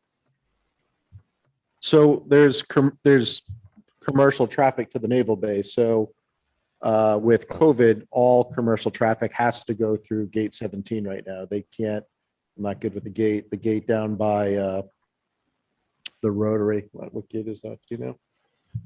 But basically all commercial traffic coming onto the base has to come through that northern gate. And that is one of those shortcuts. If you don't want to go down Access Highway, they'll either come across from Cottington Highway through the naval housing area through Chase Estate, Yeah. Chase Estates, or just come down Chase's Lane and enter the neighborhood that way. Okay, Yeah. thank you. Thank you, Dennis. Yeah. So Sean, just as a follow-up, is there a time frame to get back to the council on what maybe what your findings would be? The next meeting. Okay, It should be, just want to make sure that we're in communication. Yep. Okay, excellent. Okay. Let's move on. Thank you, Rick. Let's move on to number 26, communication of Mike Miller, CEO, Newport County YMCA, in reference to requests for waiving or reducing fees for the building department and/or development impact fee as a contribution to the YMCA project. Motion to receive said communication. Second? We have a motion and a second to receive it. All in favor? Aye. Aye. Okay, so we have Mr. Silver and Mr. Miller. Mr. Miller, I don't know who wants to go first. Mr. Miller, I know you put a form in. If you want to come up, do you want to do it together? That's fine. Just your name and addresses for the record, please, and Wendy, or Karen, if you want to start the clock. Mr. President and members of the council, Robert Silver, an attorney with offices at 1100 Quidnick Avenue. I'm here tonight simply because in the last 2.5. Bob, could you just talk into that mic a little bit more, please? Is this better? Usually I don't have a problem hearing you, Go ahead, sir. Just to repeat myself quickly, Robert Silver, attorney for the YMCA. Okay. The only reason I'm here tonight is to introduce Mike Miller, who's the CEO. Mr. Miller and I have been involved previous to tonight with the permitting process. And the Y is going through a rather strenuous 2.5, almost 3-year period to get all the permits, both state and local, in place. We just accomplished that. There's a CRMC permit that was approved. There's a DEM permit that was approved. There was a planning board, Middletown Planning Board Development Impact Review process that was completed. And an advisory opinion was sent to the zoning board. We went to the zoning board and got a zoning variance and a special use permit to expand a non-conforming building. The existing building was built back in 1974. That's when the Newport YMCA moved from Newport to Middletown. And since that time, it's been an effort to keep up with the condition of the building. The ADA requirements have not been met. And it was necessary for the Y to consider an island-wide, statewide campaign to raise funds to do the work, which essentially will expand the YMCA, upgrade it entirely, and make it ADA compliant. The purpose of the letter, Mike asked me what to do about the the cost of the permits. There are 3 permits. One has already been paid. The Y has paid $29,854 to the fire department because there's a process where the fire department inspects the plans, inspects the design, and is responsible to make sure that all fire codes are met and everything is done the right way. The only 2 permits left are the basic building permit, and that was issued from the zoning office, and that's for $114,779 and change. And then the other permit cost is a development fee impact permit, which comes from the planning board. And that's something that's usually applied to developments in the town of Middletown because they have an impact on municipal services. Originally, and Sean can correct me, but I think the impact fee included schools, and then it included fire and police and public works, so that if a business or an entity comes into town and has an impact on the town, the council a while back decided anybody creating an impact should pay for that impact. So you ended up with building permit fee and a development fee. Mike will share with you the rigors of what the Y is going through. They're still in the capital campaign. And I know it's always very difficult to come before a council and ask for relief. I know the council waived permit fees for some functions down at Second Beach, but those weren't in the area of 114,000 or. They certainly weren't. They weren't, yeah. But I think Mike will explain to you why he has the willingness to come before the council, because the YMCA is not a for-profit business. It's not like a company coming in and adding children to the school system or impacting the fire and the police to any great degree. It's nonprofit, and he'll explain the reason why we're asking the council to consider doing something. I Okay. don't think the Y in the past several years has ever asked or been included on the civic support list. Way back, I remember that the Y would come in and ask for an annual fee, but since then, the Y has not done that, and it's been self-sufficient. But it's self-sufficient only through contributions from the people in the community. Okay. So Mike Miller has been the CEO. He's he's lived through this process for the last 3 years. I was only involved in the legal end. Okay. So Mike, just your name and address for the record, please. Mike Miller, 19 Friendship Place, Newport, Rhode Island. Okay. All right. No, thank you for hearing me tonight. Greatly appreciate it. As you know, we have a very exciting project here in Middletown, with the expansion and renovation of the YMCA. I started on this project probably 70 years ago with the planning, 3 years ago for fundraising with a great group of volunteers. It's amazing how time, flies by, especially since COVID. When COVID hit, a lot of projects across the country went on the shelf. A lot of communities will not see the impact of an expansion or renovation of the YMCA because of COVID. But the board of directors at our YMCA, had a meeting and said, no, we have to keep on pushing forward. This project is so important to our community, so important to Middletown, so important to Quinnic Island that we have to, push forward through COVID, continue the planning with everything. Because they saw that, we want the Y that lasts for generations. It's been here since 1974, on the island since 1887. We want to make sure that the YMCA is here to continue its great impact for years and years to come. But with that said, we continue to see the impact of COVID, not only as a nonprofit, but also, you all know construction costs are increasing. It's probably not the best time to go out to bid, but the Y board said we are moving forward with this project, and we had our groundbreaking just last week. And that's why, we made this request because, we're hoping that every dollar that we raise, whether it's from the community, whether it's from the YMCA, which is the community's money through membership and through fees, we could put towards the construction of this project to help us reach our fundraising goal. You know, the more funds that we have towards this project would be the less financing that the YMCA will have to take out.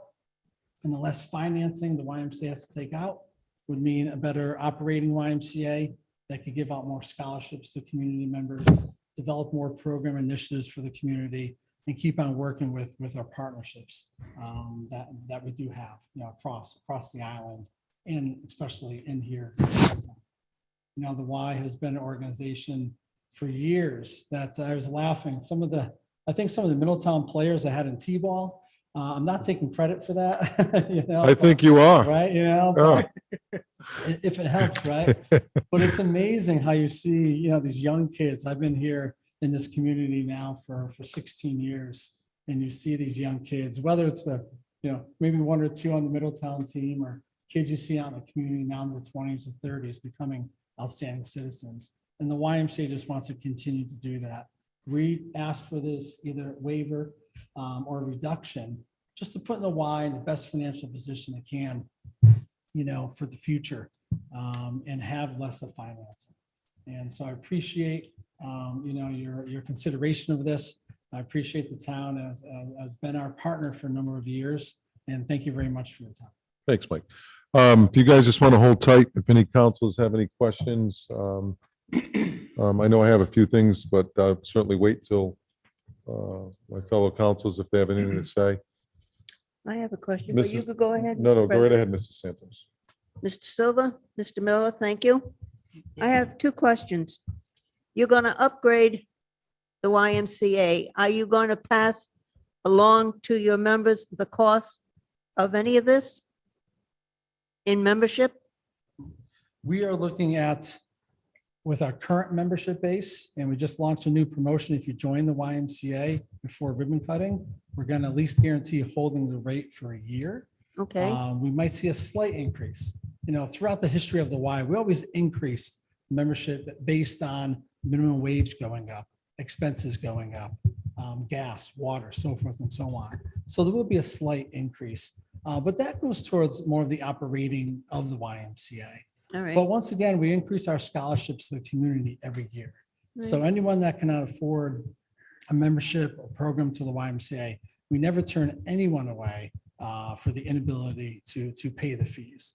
And last year we gave out $270,000 worth of scholarships to the community. My second question is, do you receive any exemptions from the town at the present time? I believe it's a nonprofit and it doesn't pay taxes. It doesn't pay taxes. I don't All right. believe so. It doesn't. Thank you. Any further questions, Mr. Santos? No, I'm all set. Thank you. Council Logan? I have a question. It's not directed to the gentleman here. It's more towards the council and to the town administrator. What's the precedent that's been set in the past for us waiving building fees? So I think I'll try and tackle this. I had a conversation with Sean about it just recently when I saw this on the docket. And let me preface my comments, Mike, and Bob by saying, I think you guys do a fantastic job. And I think what you're going to accomplish here is awesome based on the drawings that I've seen. That's where I was going to go with the setting a precedent for any nonprofit that could come before us and request this type of thing. And I don't think it's a good precedent to set. It's basically asking taxpayers to reach into their pockets and say, hey, you know, you got to give more because we're reducing these fees to the Y. And that goes towards our budgeting. So it's probably not what you want to hear. But I just want to be upfront and honest about it, that me as one counselor that, and I've had other councils call me and say, hey, you know, has this happened before? And I got Mr. Brown and it hasn't. So while I can certainly appreciate what you're doing and how you're trying to do it in this tough time, and lumber is coming down a little bit right now. Steel is going up. Steel is insane, right? Having said that, I just don't think it's the right thing to do for the town and its taxpayers. I think the contribution that the town gives, and I'm certainly not throwing this in your face by any means, is, you know, it's already you don't pay taxes. And that's roughly about, because I checked Mr. Brown, would be between $100,000 and $125,000 a year if you did. So to kind of put that on top of the taxpayers again, I'm not sure that, and I don't believe that's the right thing to do. And that's just my opinion.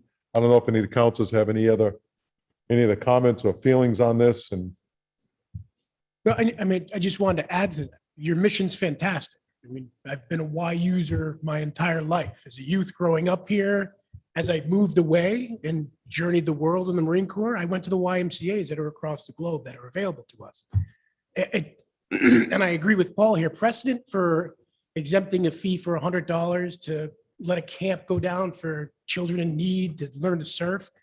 That's a little bit different and it's more palatable. Set a precedent to actually go out and provide this amount of money for a nonprofit who's building a building. You're not the only ones that are going to show up. Once that floodgate's opened, we can't close that.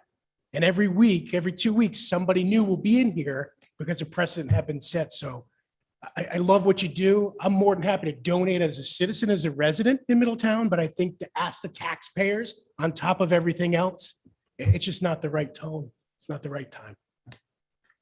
okay. Any further comments? Wendy, we need a vote on this or we don't? No, Okay. You really don't. I just wanted to make sure. Okay. I And feel- again, I'm sure we all feel terrible that we can't do that, but it's the right thing to do for the town and its residents, but we certainly do appreciate, hey, like I tell my son, there's two answers in this world, yes and no. And if you don't ask, you won't know. I can appreciate the difficulty of this concept being before you, Mr. President. I sat in that chair and I had to make those kinds of decisions in the Yes. past. But we're so committed to this project. I said to Mike, if you don't ask, you know you're not going to get anything. Right. So let's ask and let's not be ashamed of, Right. of asking. The No. only thing I would try to identify is there is a big difference between a building fee for the building permit to build anything. That's pretty sound and undisputable. If you had an opportunity to do anything, I think you might be able to look at the development impact fee and consider that because of the kind of activity that's going on, there really isn't a measurable impact to require that kind of money to be paid to the town. We're not putting any children in school. Matter of fact, they're taking children off the streets, bringing them in, giving them scholarships and educating them. And I really don't believe that there's a history of impact with the fire or the police department that would, require the payment of $32,000 plus as impact to the community. You might be able to think in terms of that as an area where you could possibly reduce the impact fee because it's not scientific. It really hasn't got any data behind it saying, oh, the Y is going to create $32,000 more cost to the town for fire, police, public works. The Y is pretty self-sufficient in that regard. Yeah. But Well, my comment to that, Mr. Silva, would be, we certainly can't treat you differently than we do anybody else, any other business that's expanding or has to pay those impact fees. It's almost like saying, gee, I don't have any kids in school, so I shouldn't pay the education tax, and that's not right. We're a community. We work as a community, together as a community, and we treat everyone the same as a community the best we can based on the laws and ordinances we have in front of us. So that's probably not what you want to hear, but that's where we're at. Totally understandable. And we appreciate it. We appreciate the council giving Mike and I the time to at least to make the request. Thank you so much. And it's really a pleasure to be back in this room. It is. To be It is. council instead of on Zoom. It really is. You all look good. Okay. Thank you. Thank you guys so I just want much. to say thank you. Thank Hey, you. Mike, best of luck to you and you, Thank you, and Mike. what you're doing out there. Okay, excellent. It's a little past 8:30. You guys want to take a 5-minute break? 10-minute break? Who am I to say no? I'm just asking, what's the pleasure of the council? Motion to recess. There it is. Second, Motion in a second to recess. We'll be back at just shy of a quarter of, okay?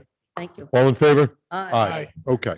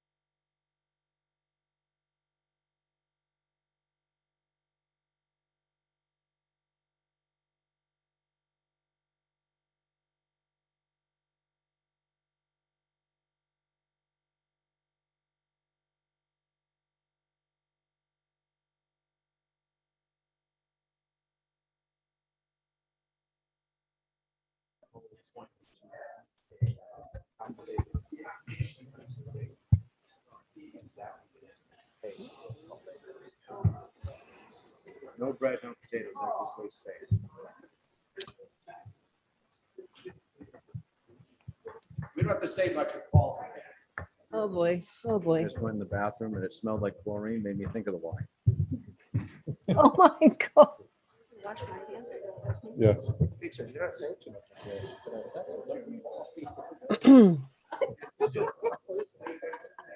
Hey, I'll just shut the hell up. I don't give a shit. No, I'm agreeing with Oh, you. no, she's giving me a hard time.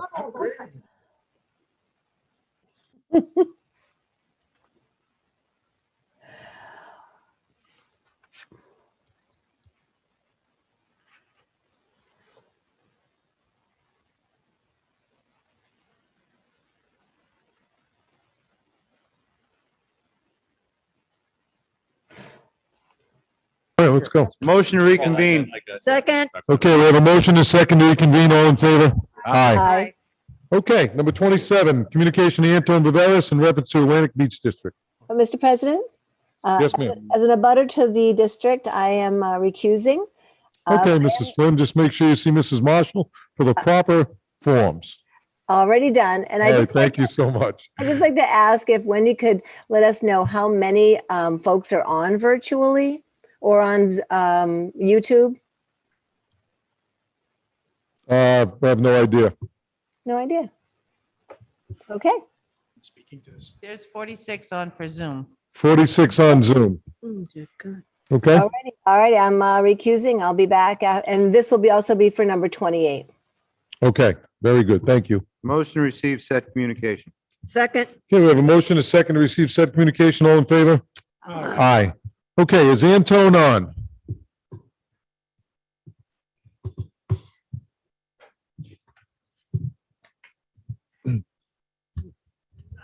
Yes, he's on. Mr. President? Antone, can you hear us? Yes, I can. Can you hear Ooh, me? this is, hey, you get on first try this time. We are making progress, sir. I know. Excellent. Very good. So Anton, just your name and address for the record and, state what you put on the docket and why you did, sir. Anton Viveras, 1 Admiralty Drive, apartment 11, Middletown, Rhode Island.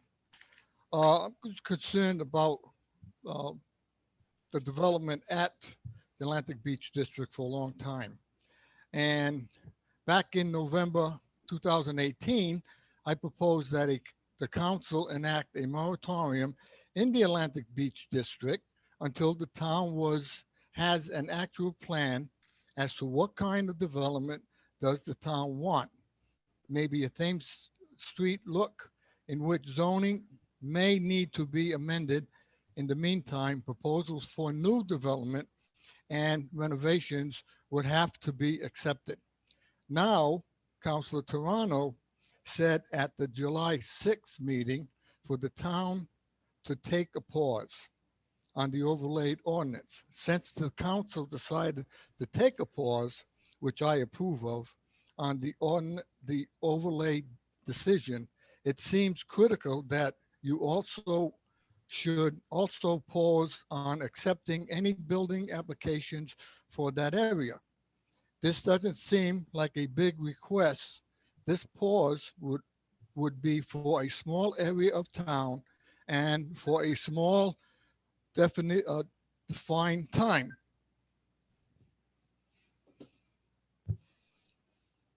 September 20th, or when the council decides on the overlay ordinance.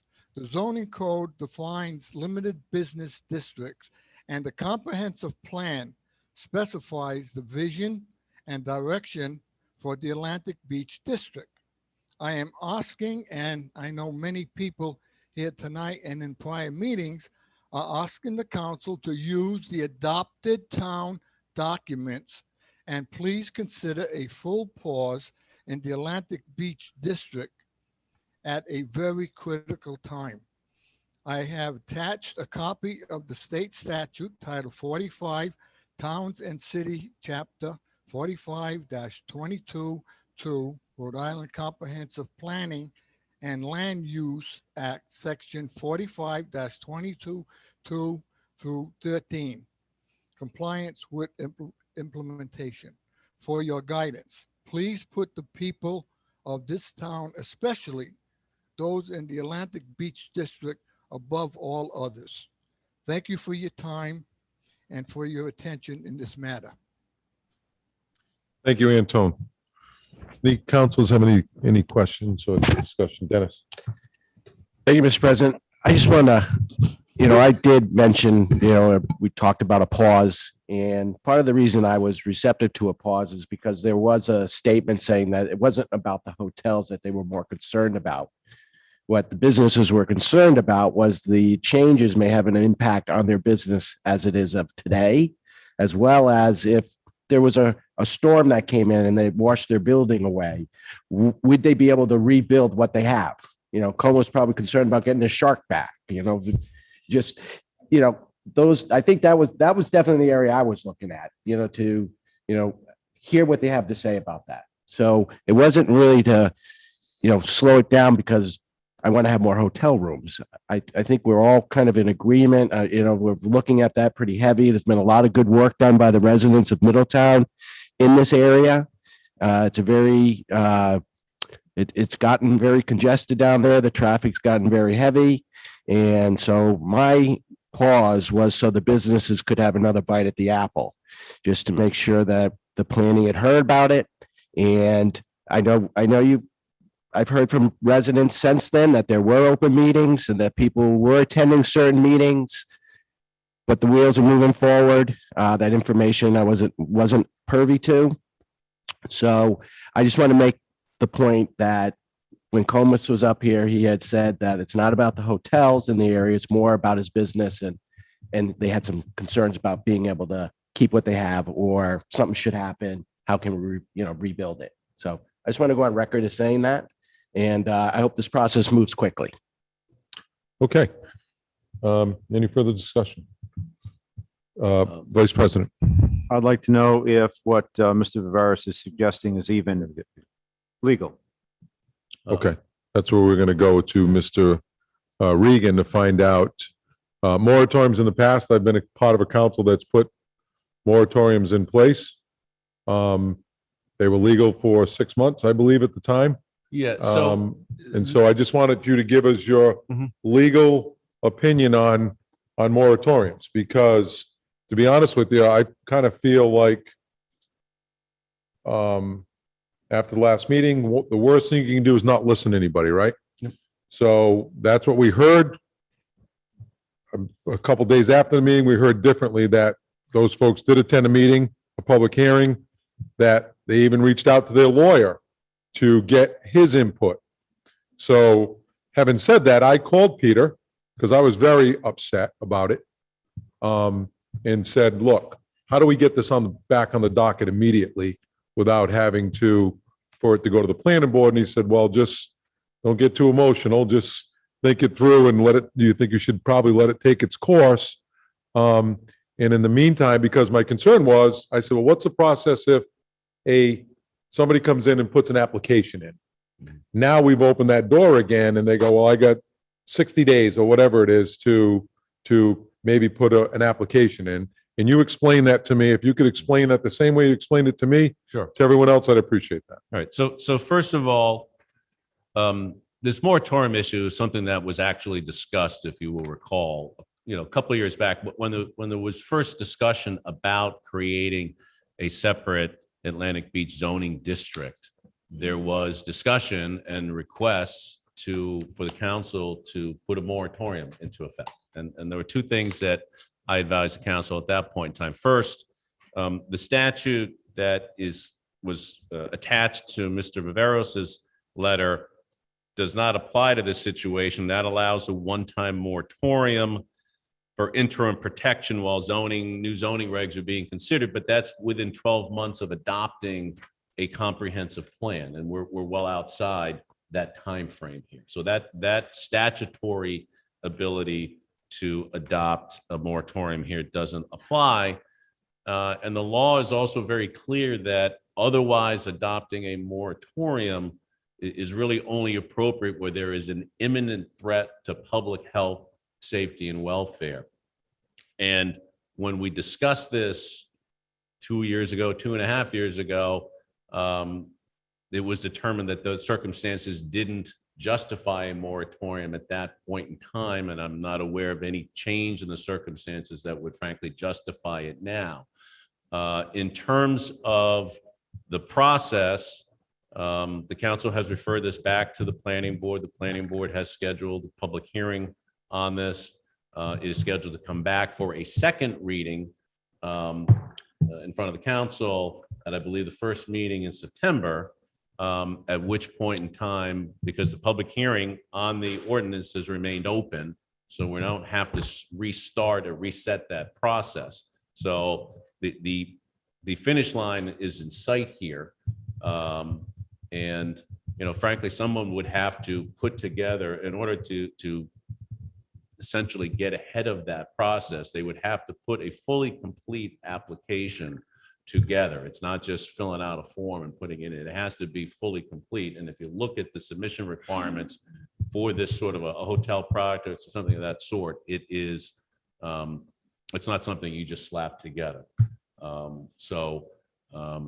My advice to the council is to, you know, let's complete the process, but there's nothing under the law that would permit the council to simply, you know, just put a hold on building permits in that area until, you know, for the next month and a half.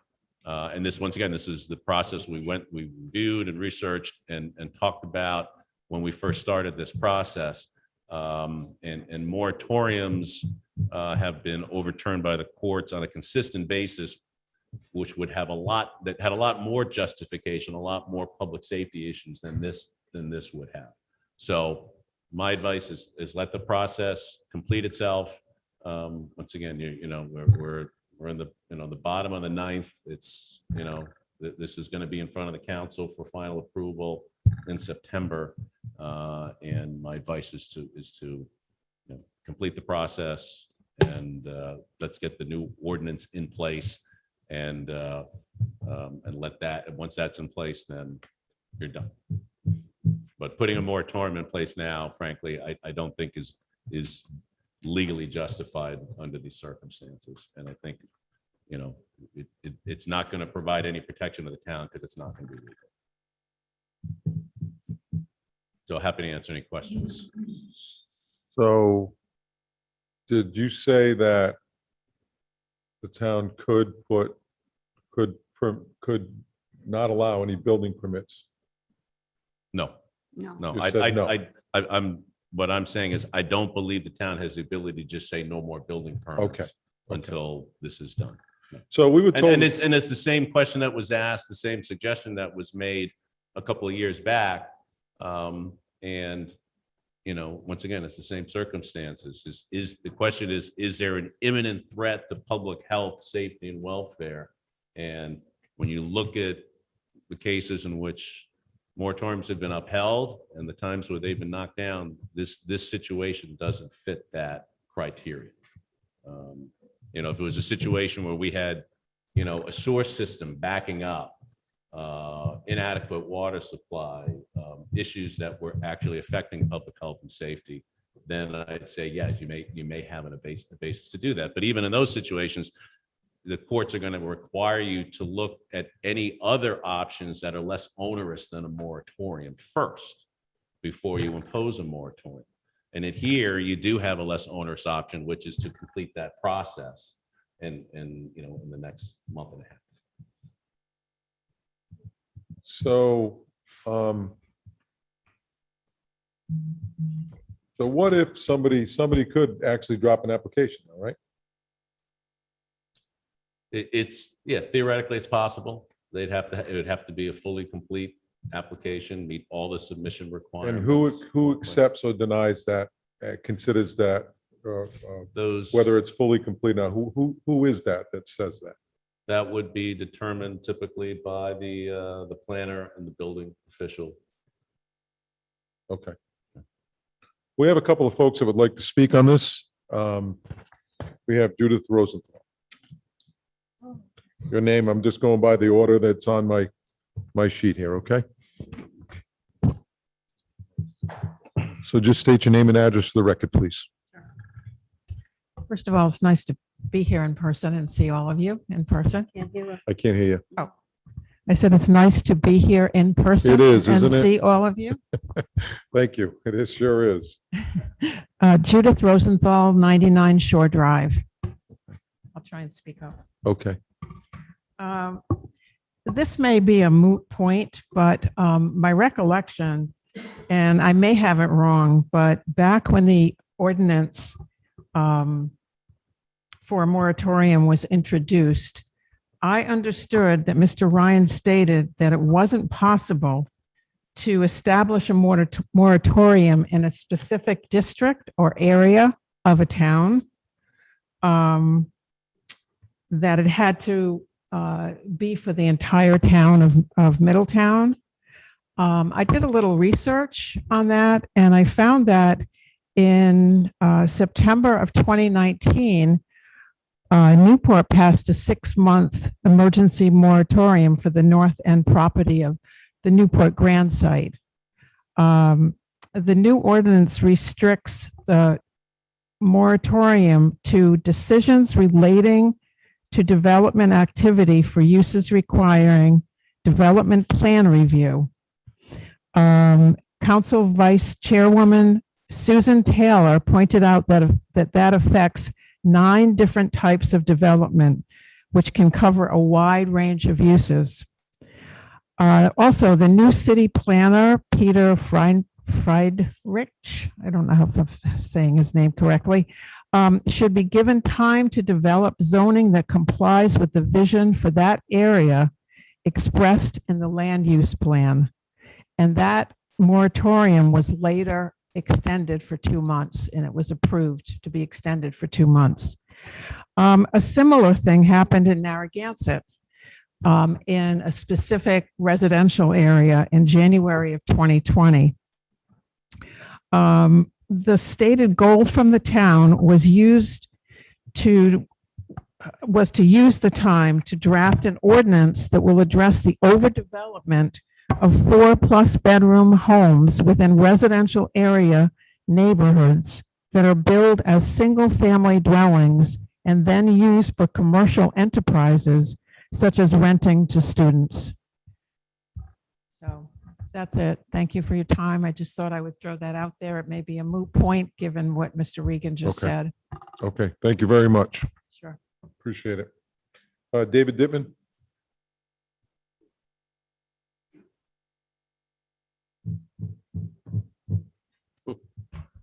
Hello, my name is Dave Dittman, 44 Ocean View Drive. Nice Thank you. to see you all. Nice to see you, Dave. I enjoyed a lot of the humor tonight. It was fantastic. I don't think I've ever enjoyed a meeting so much in my life. Anyway, I'm going to take about 30 seconds.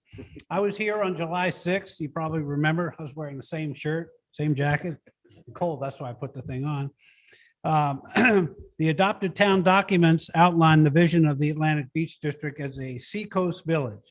There are already 3 hotel applications in the system that and it would be a shame if we got more of these hotel applications. So I think we're all hopefully rowing together to say, that's it, those 3, no more, please.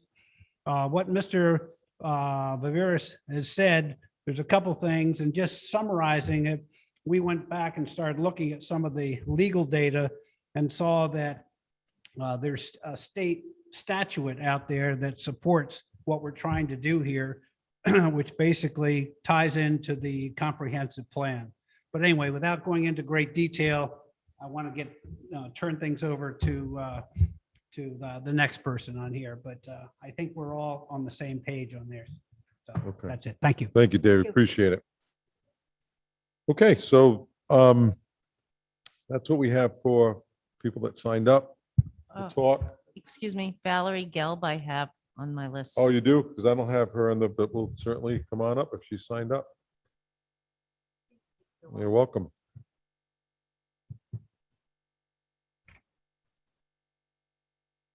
Valerie Galb, 94 Shore Drive. Okay. There's just for clarity, because I'm a finance person, there's 61 days between now and September 20th meeting, not 30 days.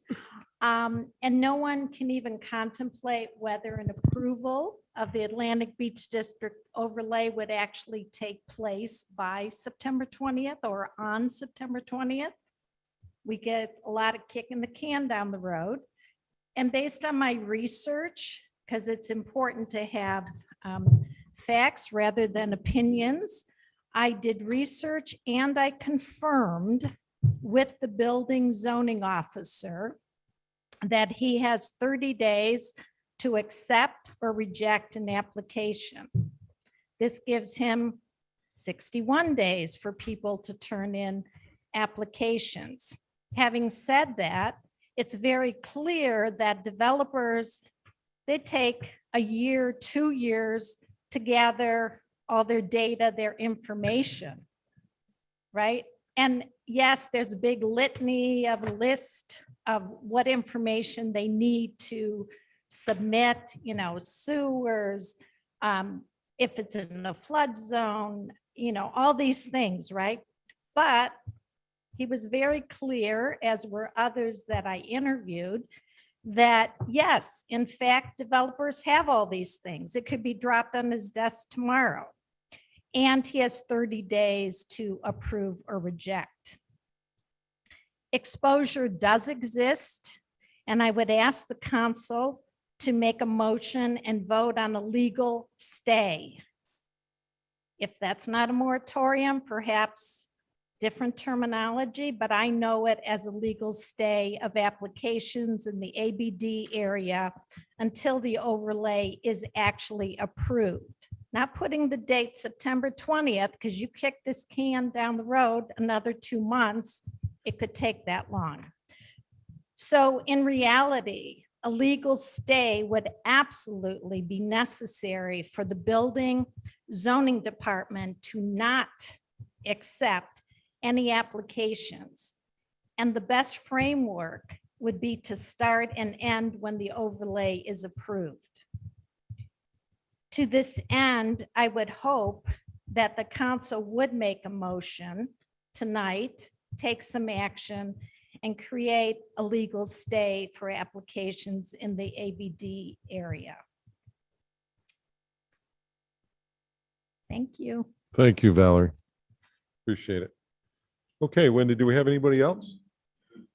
Those are the only names I have. Okay, excellent. Thank you. Okay, so what's the pleasure of the council? I'd like to hear a little bit more on this legal stay from Peter, if possible. Peter, is there a difference between legal stay and moratorium? Not that I'm aware of. Okay, I have a question. Vice President. So Peter, how about what Judith said when Newport put a moratorium on the north end? Was that not legal, somehow different? I don't know. I know that Newport's comp plan, I don't know the exact date that was enacted. I know that their comp plan was updated more recently than ours was. I do know that decision to impose a moratorium there in the north end was, at least from some of the property owners, was controversial, and there were people that appeared before the council and argued that it wasn't legal to do. I don't know that anyone ever challenged it, but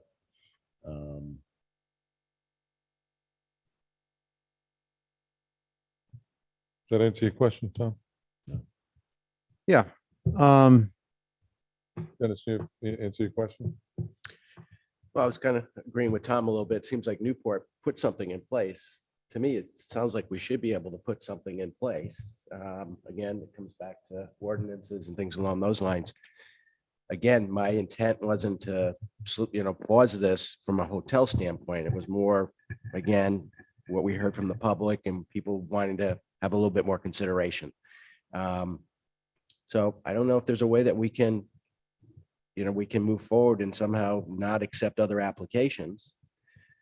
I mean, we're looking at passing a number of rooms in the area, correct? So if we decide that's the way we move, then if there was 100 applications, there would only be a certain number of people who could put a hotel up because we'd have a limitation on the number of rooms. So If that's the way that you, if that the, it if ends the up. council goes that way and says, well, we can only have so many rooms, then even if there was another application, say the first 3 get approved, we're out of rooms. The 4th person would have to hope that someone pulled out, or, we increased the number of rooms, which I don't think that's something that we're considering. I'm just saying, if we did that, is that another way of controlling if someone did put another application in? No, because an application, if an application, a fully complete application is put in, then that application is considered under the zoning regulations that are in place at that time. And if you adopt a new set of regulations for the district, those would only be applicable once they're adopted on the second reading. Okay.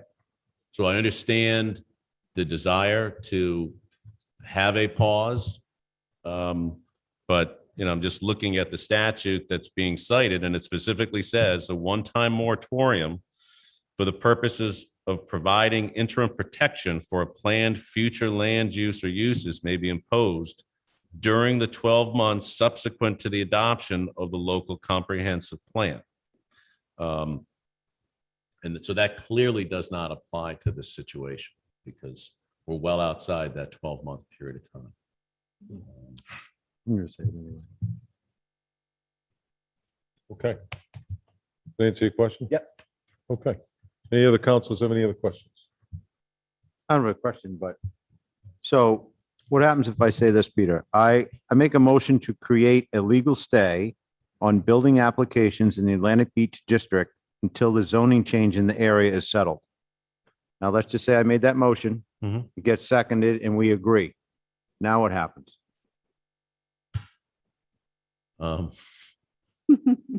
We wait for it to be challenged. Yeah. If somebody challenges. I guess what I would suggest is, look, I'm giving you my best advice. Understood. As I always try to do.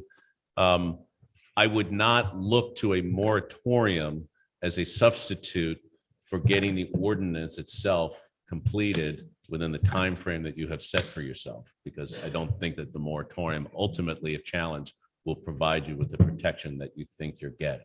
So I think the best way to protect the town and the district is to get the process complete. And I understand that, but why can't we do both? He's not gonna, That's your- he's a that's your- lawyer. he's that's not your gonna- call. That's your His call. opinion, he's not gonna stick his neck out there. so I'm gonna No, say I'm to- not, I'm not, it's not sticking my neck out. It's just that, that's my Understood. position, and Understood. ultimately you guys decide what it Yep. is you're gonna Okay. Okay, so I'm going to make a motion to create a legal stay on building applications in the Atlantic Beach District until the zoning change is settled. I'm gonna second it. Okay, any further discussion? We have a motion and a second. Do you want to repeat that motion one more time, please? Yep. Motion to create a legal stay on building applications in the Atlantic Beach District until the zoning change is settled. Okay. Motion is second, all in favor? Aye. Aye. Anybody opposed? I oppose. You opposed? Okay, excellent. Okay. Number 20. Mr. President, can I Yes. talk to the solicitor for a second? Just from a practical standpoint, About what? the motion that just passed? If I can have 5 minutes, please? You want a 5-minute break? 3 minutes? I mean, if you want to talk to him, talk to him. Just, my concern is that the motion is overly broad. So the motion, as I understand it, is building permit or? I said building application. I So a changed building the word. application, so if someone comes in with a minor project that requires a building permit, does that motion now prohibit the building department from issuing any permits in that area? I guess that's my concern. I think that's the intent. But we have electrical permits and Oh, permits. okay. I see what you're saying. It's overly broad. Okay. And so I'm, Understood. that's my concern. That would include plumbing permits too, in your case? That was going to be my question for the solicitor. Building, new building. Okay, yeah. I would So like, I would, since you've already voted on this, I think you would need to someone would need to make a motion to reconsider it. And then if that motion passes, then you would want to make a motion to amend. Motion to reconsider. Second? All in favor? Aye. Aye. And Motion to so amend. if, to new if building the permits. intent of this is to put a stay on applications for new construction. That's in exactly what the I just Atlantic lipped to Beach him. District. Yep. Then perhaps that might be a way Okay. of Okay. amending your Sean, motion. thank you for bringing that up. No, thank you. You deal with it on a daily basis, so. Yep. I just didn't know how to handle your request. I'm like, this is odd. I've never dealt with this. Hang on one second. What's going on? Well, but I'm not, Okay. this I appreciate zoning is it. not my strong point. Understood, So understood. thank you. Mr. Vice President. So this So- would be a motion Motion to to amend. amend okay, the Most- motion that is currently now, that motion, so the motion that you originally made has been made and seconded. It's pending. So this would be a motion to amend that motion. If I haven't. motion to amend the motion that is no longer a motion. No, just to amend it, just to To provide new that. building permit. Okay. the legal Motion legal to stay on amend new the construction. motion to replace building applications with new building permits Construction. For new construction. for new construction. All right, I'm ready. Second. Hang on one second. We have, Dave wants to talk. Yes, sir. Come on up. Name and address for the record, please.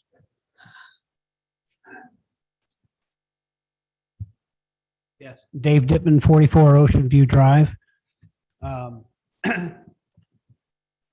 Question, the ordinance that we've been trying to get passed, is that something that we could put on the table? Because we found out, we did research, and the gentleman who No. has caused the postponement of this whole thing claimed he was never in a meeting, didn't know anything going on, and we researched it and found out he was in meetings.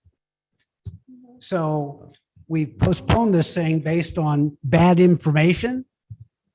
And we're sitting here going, we think this is a good ordinance. We think this is good for the town. Do you guys think it's good for the town? If it is, let's vote on it tonight, pass it and move on, because the information we made the decision on was not accurate information. And you didn't know it.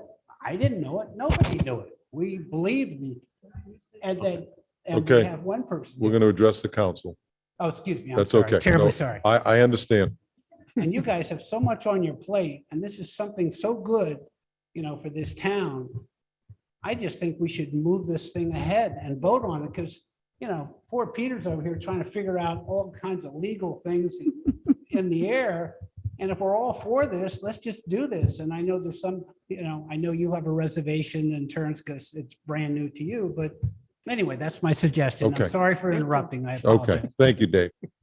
Mr. President, first of all, it's not on the agenda tonight. No, it's not. And number two, at the last meeting was continued to a very specific That- date. That's correct. So unless you wanted to start the process all over again No. and re-advertise. No, we don't. And renotice No. and go through two public hearings, then, which I don't know that would buy you any time. Okay. We're kind of stuck with that date that it was continued to. Judith. Yes, ma'am.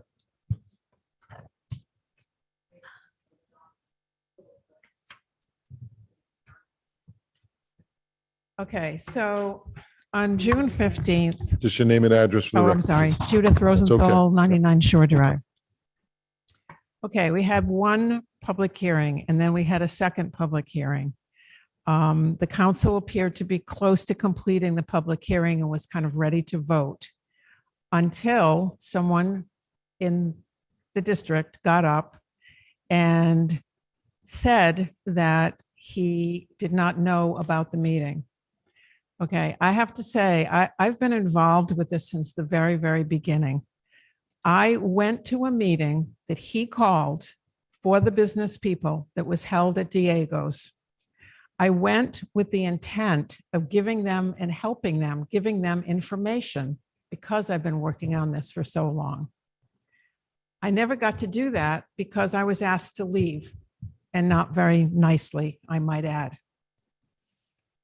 And I also attended the public hearing, the planning board's public hearing on January 22nd. Mr. Roses was present at that hearing, as was several business owners, Diego's, Du Bois Gallery, Rejects Beer, and his attorney, Jay Lynch, represented all of the business people. I took notes from that meeting. I have the official notes from the planning board. I looked it up today. I have them. The council based their decision to keep the hearing open until September 20th on facts presented by Mr. Roses. And they weren't accurate. They weren't true. Okay. I had to get that out. That's okay. Thank Thank you. Thank you. Mr. President, Antone's hand is up. Okay. What's that? Yes, very briefly. It's not going to be 5 minutes. It's going to be a couple minutes and we've got to move along. I think we all know where we're going with this at this point. Thank you, Mr. President. You're welcome. I think the Vice Name President. and address for the record. Anton Viveras, 1 MT Drive. Thank you, Anton. 11. I think that's an appropriate proposal to put a pause on new development, not restricting plumbing and new permits, but on new construction. I think that's adequate, and I urge the council to pass it. Thank you, Mr. President. Thank you, Anton. Okay, anyone else?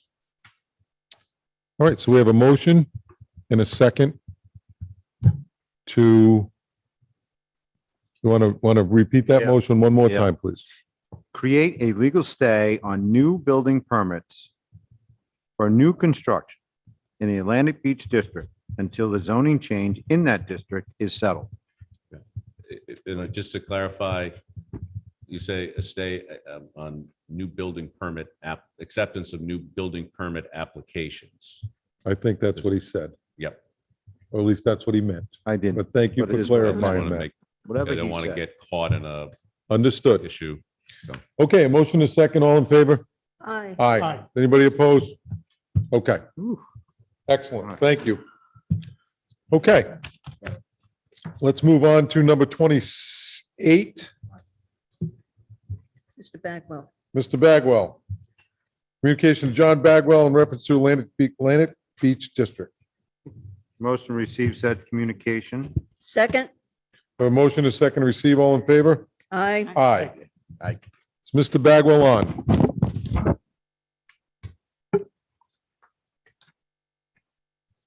Yes.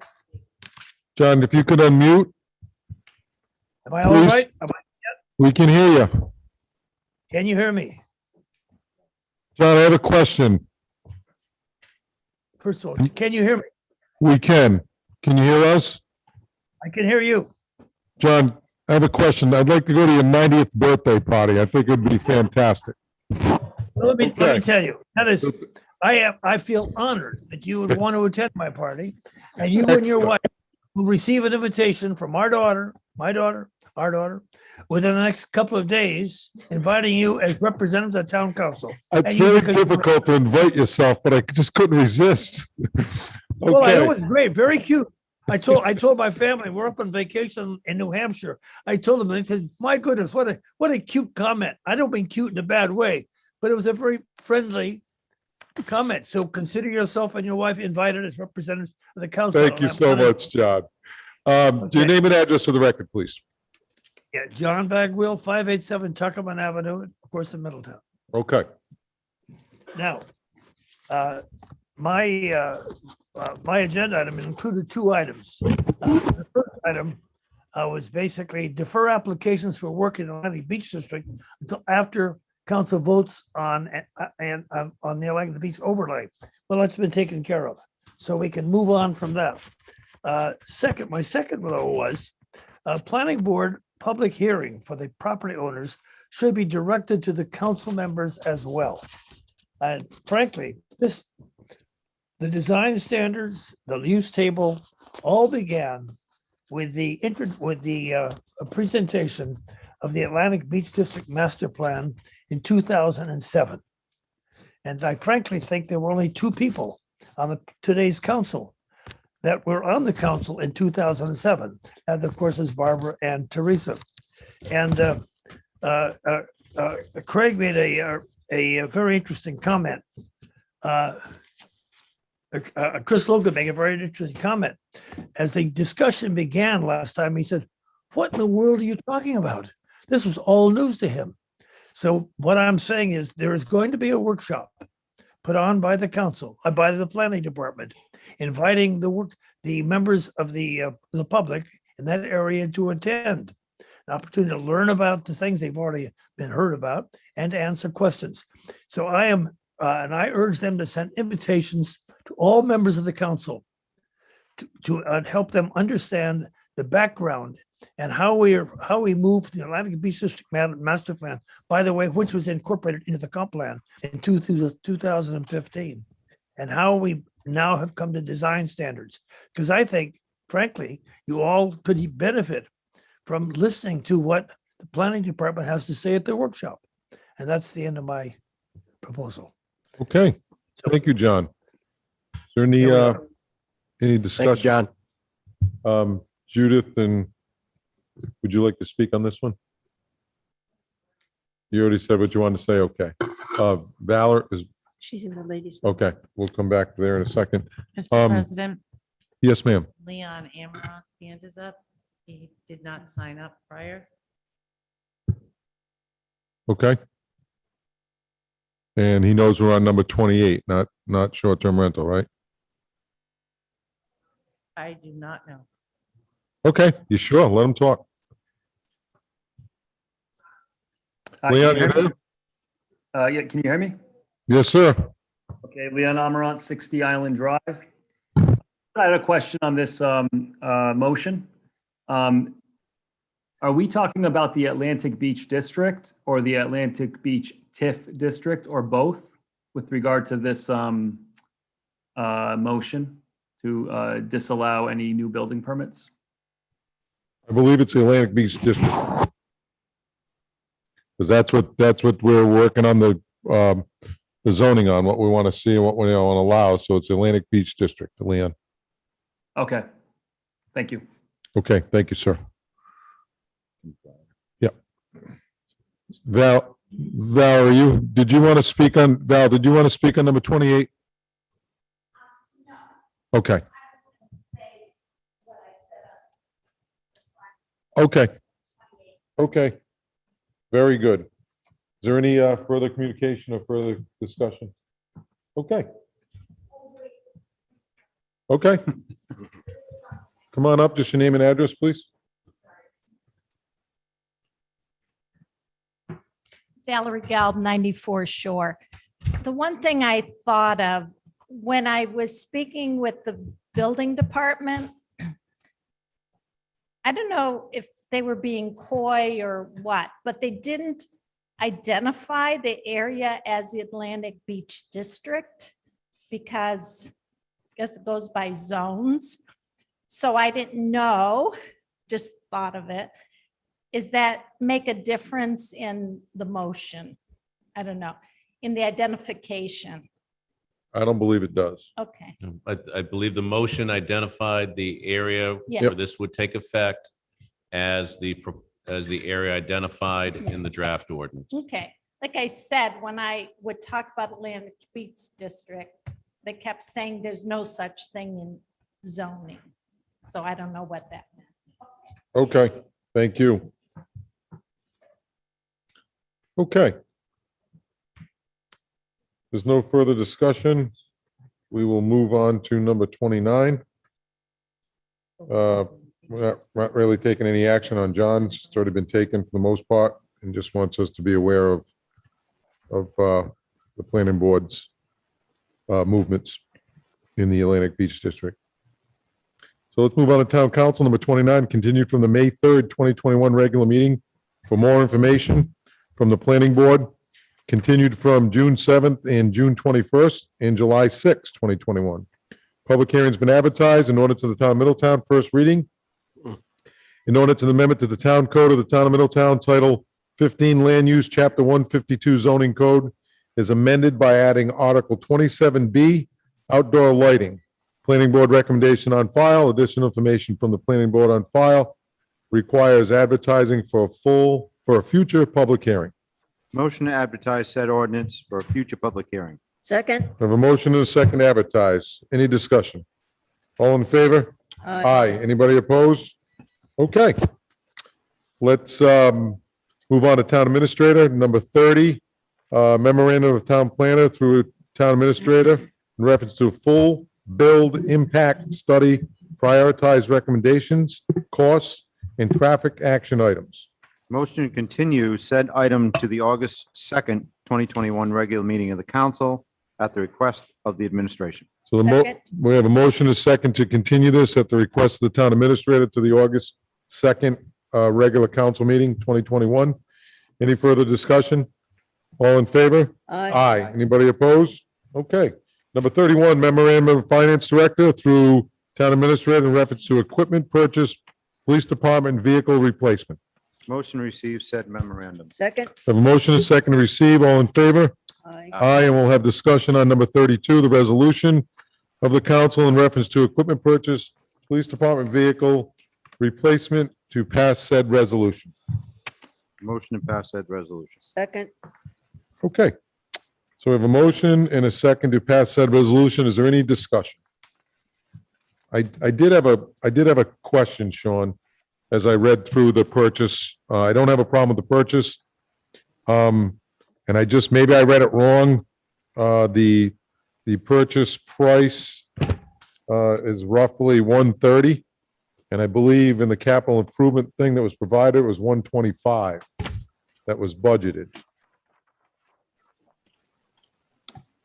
So when the accounting is actually done, the cost of the mobile data terminals will actually come out of the IT computer line. So Okay. that's where the difference lies. Okay.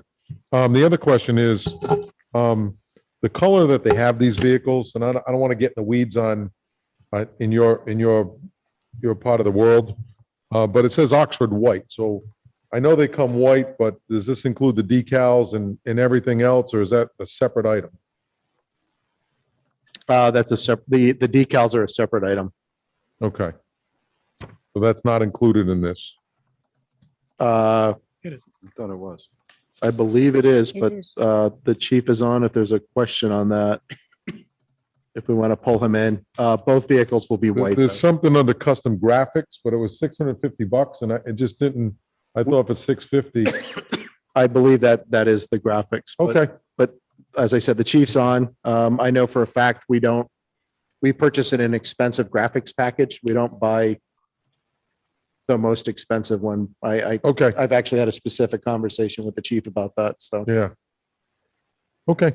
Any further discussion? Yes, please. Mrs. Santos. Thank you, sir. Mr. Brown, you don't have to give me an answer tonight, but I'd like you to think about this. With the new cars being purchased, how many are going to be old cars, if I can put it that way? I can provide that to you. That's in All the right, capital I- improvement program. I have a thought in mind, and somebody's going to correct me, that can these old cars, if all the stripes, everything identifying these cars be taken off? I'm not crazy. I'm not crazy yet. I'm Can not re- touching that one. Can residents rent these cars to put on a certain location in town to stop the speeders? Didn't we already go over this? From you, yes, but you told me it couldn't be done, but I want to hear from our town administrator. You know what I'm getting at? It's generating money. Residents would pay to rent the car to be put on their street. to stop speeders, Um, unless I can get speed bumps. Yeah, so the older cars, they do rotate back towards uh, Think the about it. detail car program. So that's the first place they go. So they do become detail cars. You don't have to answer me tonight, sir. You can think about it and check with the chief, Sure. okay? Yep. Thank you. All right, excellent. Thank you very much. Thank you. So any further discussion? Motion is second to pass said resolution. All in favor? Aye. Aye. Anybody opposed? Okay, excellent. Number 33, Executive Order 2021-09, extension of state of emergency in Middletown through and including August 16th, 2021. Motion to extend the state of emergency in Middletown through and including August 16th, 2021. Second, Any motion is second to extend? Any further discussion? All in favor? Aye. Aye. Anybody opposed? Okay, number 34, memorandum of Council Von Villas in reference to short-term rentals. See you later. I'm gonna recuse myself, please. Make sure you see the council clerk for the proper documentation. Got it. You're welcome. Good luck. Thank you. Oh, yeah. Motion to receive said memorandum. second. Have a motion a second to receive. All in favor?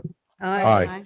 Okay, so we have Mrs. Von Villas is going to speak here in a second, but we have a number of folks that want to speak on this item. And so I just would ask that whoever speaks, that you're going to have 5 minutes and that try and keep, if it's redundant, then, try and stay away from that if we can, because we want to try and get through this meeting and get accomplished as much as we can. And hearing everybody at the same time fairly, okay? So Mrs. Von Villas. Yes, what I would like to do is I would like to read the docket items so that people understand exactly why it is being proposed as it is. In April, the following motion was approved by the town council to appoint a task force to discuss and make recommendations regarding registration, regulation, and enforcement of short-term rentals. The task force met on June 8th, 2021. At that time, members were asked to address the following 2 questions intended to foster a mutually beneficial environment. First question, what do you regard as the most important issues we need to resolve? Second question, how will we be certain that our conclusions are fair to the short-term rental owners, to the other residents, and to the town as well? Members contributed their thoughts and ideas from their personal perspectives. In an effort to direct the discussion to the motion approved by the town council, a meeting was scheduled on July 29th, intended for a review by the attorney of the existing town ordinance. However, during the interval between the June 8th meeting and the intended June 29th meeting, which was eventually canceled, several incidents occurred involving multiple personal and generally emotional actions and communications that have led me to believe that the inherent volatility of the issue precludes a rational and analytic assessment of the ordinance by this task force that would lead to the town council's intended conclusion. And I repeat, the intended conclusion. Recommendations regarding registration, regulation, and enforcement of short-term rentals.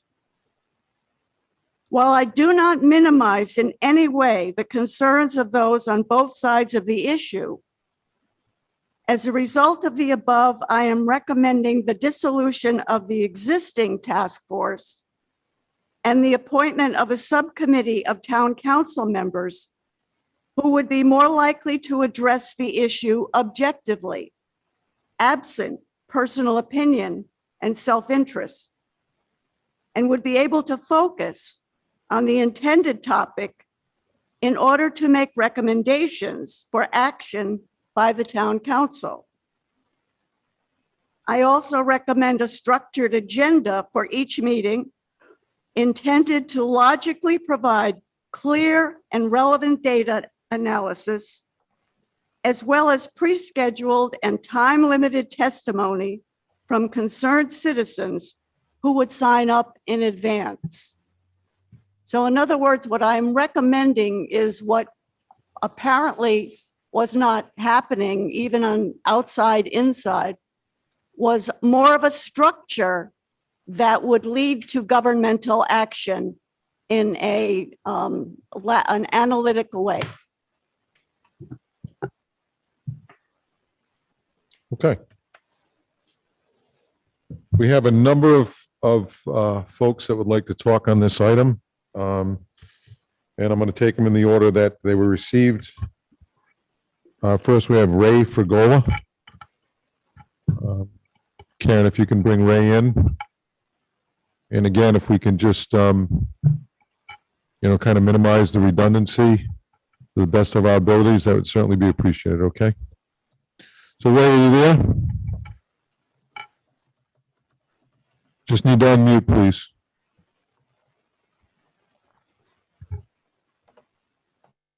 Ray, can you hear us?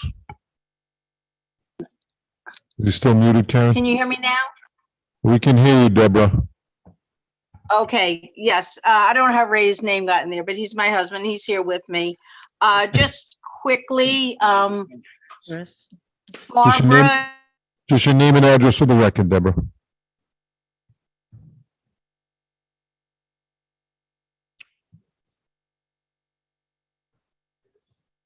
Oh, we lost Deborah. Deborah, can you hear us? Deborah, you look muted. yeah, I know, my computer froze. Okay. Deborah, Anyway, just your name Barbara, and Deborah, just your name and address for the record, please. Deborah Fregola, 639 East Main Road, Middletown. Thank you. Barbara answered my first question of her reasoning or their reasoning behind disbanding the task force. I just like to say, I think the decision would be totally unfair for both the short-term rental owners and the non-owners alike. The task force was supposed to have been a dialogue and suggestions for all members so we can move forward in alignment with each other. And as it's stated on the town website, under the short-term rental task force, it was to find common ground.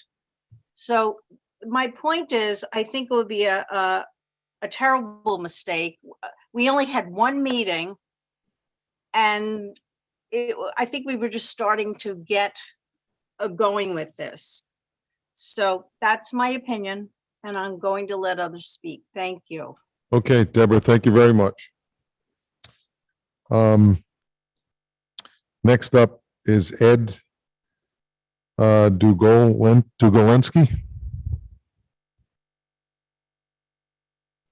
Is he there, Karen? Okay.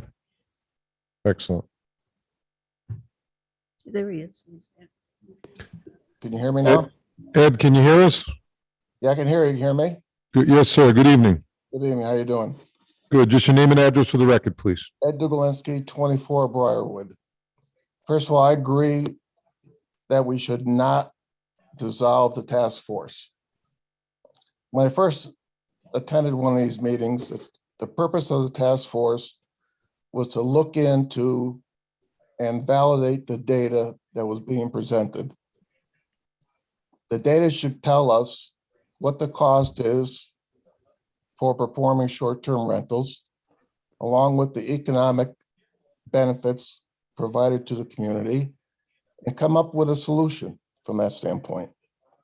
Now, if we have members on the task force that get emotional, let's change the task force membership from a standpoint, but we still need to have input from the short-term renters and the owners of those residents. It's very important, as I see it, from a standpoint to ensure that the data is valid, it is accurate, and we all understand it.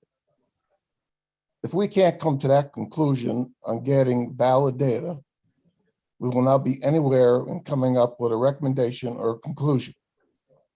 So I strongly recommend, if we need to, and we see people get emotional on different subjects, but take the emotions out of it. We need to get the data and understand the data. And from my perspective, I have short-term rentals from June, July, and August.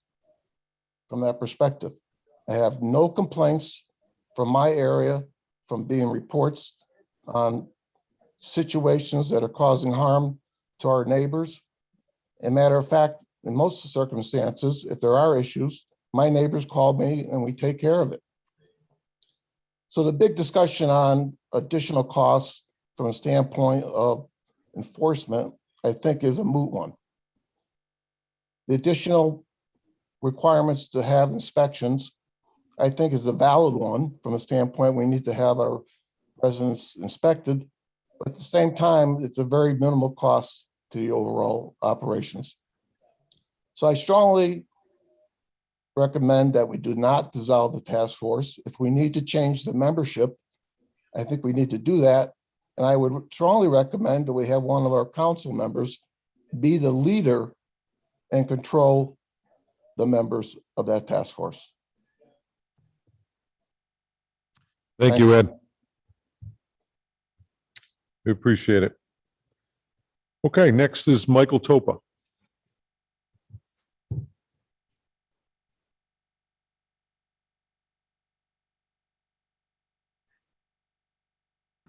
Can you hear me? We Hello? can, Mike. Good evening. How you doing? Great. Good. Just your name and Michael address for the record, Mike. Yep, Michael Toppa, 71 Aquidneck Avenue. Okay. Thank you, Mr. President and Council, for allowing me this opportunity. I think it was a positive step forward, starting the STR task force. Hopefully, the council will allow it to continue to give it a chance to show its value to the council in dealing with STRs and the community. And thank you very much for allowing me to voice my opinion. Okay, Mike, appreciate it. Thank you very much.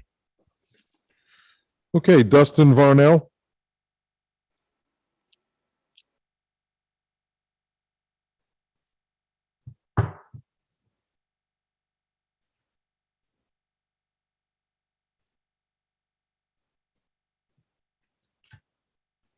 Good evening, Dustin.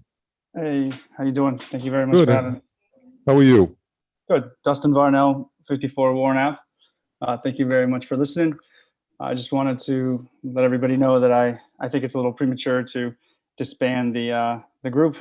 We had several conversations this spring about how maybe there wasn't the right data or the right input regarding short-term rentals. And I think we had a vetting process for certain people to join the group. And if someone's getting emotional, I don't think maybe the best thing to do is just to kind of nominate the town council.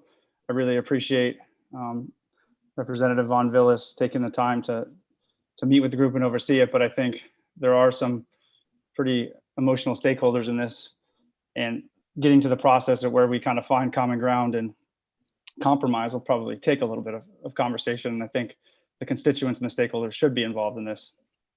Again, we talked about it for several meetings in the spring. The data didn't seem to be correct. The town council was maybe missing some of the details. So we engaged with the constituents and the stakeholders, both the STR owners and maybe people opposing that.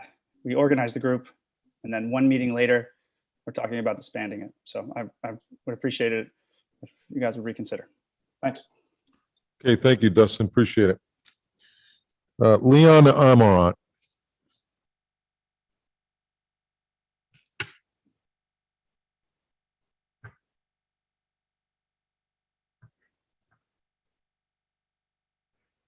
That's okay. Is he there? Okay. How you doing, Leon? Good. Leanne Amarant, 60 Island Drive. Good evening. Good evening. I'm a member of the task force, and to echo everyone that spoke so far. We did have an initial meeting. I was obviously there, and I thought we had a very engaging and civilized discussion. I think if anyone were to watch that meeting, they would agree. And that discussion led to very engaging topics and further discussions. And after the first meeting, we all agreed with Councilor Von Villas's plan for the task force moving forward, which was to go through the ordinance in a very structured way, to all go home, do our homework, and then go through the ordinance with the chief of police and the zoning office, as well as the attorney and the town administrator, to come up with recommendations to you, the council, to vote on. I think it's a great structure. I think it was a great group. And I want to also state that I personally thought that Councilor Von Villas did a fantastic job leading that first meeting. I really do. So with all that in mind, I'm surprised that a recommendation has been made to eliminate this effort. I think this effort is extremely important. And it did bring a lot of the stakeholders to the same table, which is something that would never have been done without this task force. As others mentioned, it's, the idea was to collect the data available and then to use that data to make well-informed decisions in this process. We were just beginning in this effort. And again, I'm surprised that this effort is, perhaps going to be eliminated. I had an experience that was not pleasant with somebody. As you all know, I did send an email to the council. If that seemed emotional, I apologize. If you think I am not the right person to be part of this task force, I will willingly resign and allow someone else to take my place. But just to let the public know, the incident was concerning. It was concerning to me, and I believe it should be concerning to the council. However, even under those circumstances, I think there are emotional people out there, and I think that I'm not intimidated by them. I will gladly continue doing the data collection and analysis in that effort if it's appropriate. But I don't think that the council should be intimidated by these people that are out there causing these issues. And there is data to support some of the concerns that I personally have. So in any case, I encourage this council to continue with this effort. At least give it a chance, a few more meetings. If things go off the rails, by all means, if there's an actual justification to disband it, because people are not being civilized in the meetings, then I would agree, but I don't think we're there yet. Thank you. Thank you, Leon. Appreciate it. Dave Dittman? He requested to remove his name. Oh, he did? Yes. Okay. Sorry, Dave. Sarah Minor?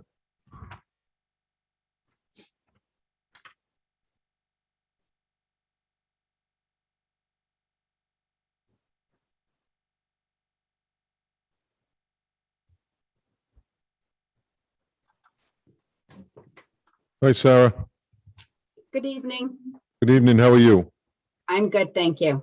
Good. Sarah Minor, 7 Cogshell Circle. Okay. Good evening, Mr. President and council members. Thanks for the opportunity to speak this evening. I do agree with most everyone that has spoken thus far. I have just a couple things to add, and I'll try not to be too repetitive.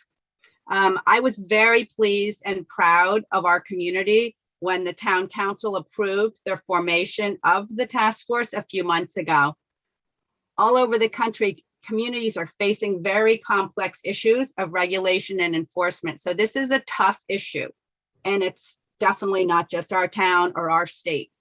It was very admirable that here in Middletown, we acknowledged the need for a deeper discussion on the subject and thus created the task force. So it allows us to have a give and take between differing opinions in a more open forum than the type of discussion that's happened with some of the council agenda items. As I understood it, and others have said the same, the plan was to gather real data over the summer. I know Councillor Welch also echoed that sentiment, and that we would then evaluate that data and determine if there are issues were present, because potentially they may not be. As Sean mentioned earlier in the meeting, there's very few complaints. And then we were going to consider possible changes to the ordinances, through the task force. I thought the breakout was very fair and equitable. 3 STR owners, 3 non, led by 1 council member. I agree with Leon that Councillor Von Villis did a great job of leading the first meeting, and I was looking forward to hearing more. I did listen to the entire first meeting, and I thought it was cordial and professional throughout. I was quite disappointed that the second meeting had to be canceled, and understood that since the zoning and police could not be present, that the meeting had to be canceled for that reason, because their attendance is critical in order to make decisions on ordinance changes, because there's no point in making a change if it can't really be enforced. So tonight we now have this proposal to dissolve the task force. And I'm really disappointed that we're already considering this after just 1 short meeting. And I would like to urge everyone to reconsider that. I think it's very premature. STR owners are experts at rentals. We know what the real challenges are, and we are quite well equipped to suggest viable, enforceable solutions. We have the valuable firsthand experience. The proposed new limited town council member only task force does not have that. We know as STR owners where the pitfalls lie, and we can help new owners accordingly. Some of us have decades of industry experience, and it would be a mistake to remove the experts in the industry from the discussion. I hope the council recognizes the value of the task force and does not vote this through tonight as a dissolution possibility. I hope the outcome has not been predetermined and that the voice of everyone tonight in the community that's spoken will be considered. Thank you very much for your time. Thank you, Sarah. Appreciate it. Rebecca Schulman.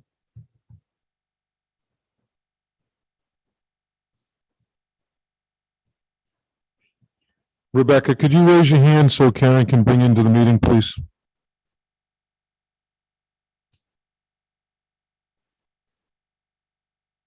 She's not there. We'll come back to her in a minute, okay? Suzette and Craig Sozio.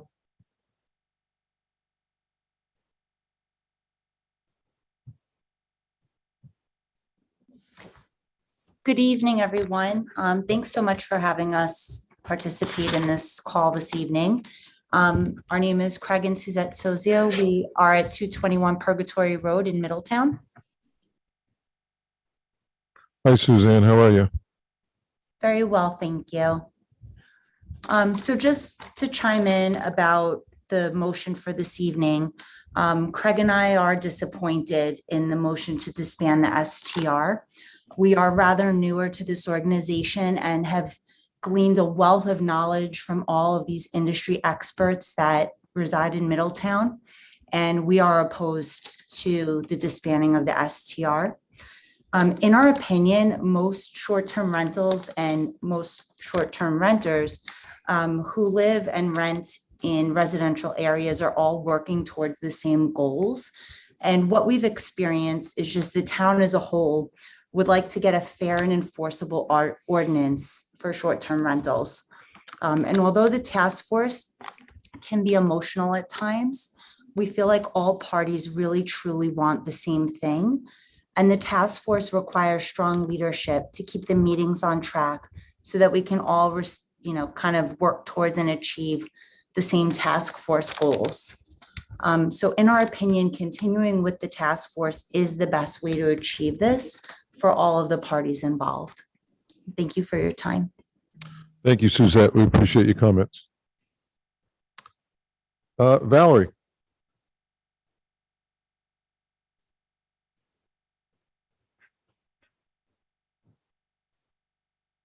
Valerie Galb, 94 Shore Drive.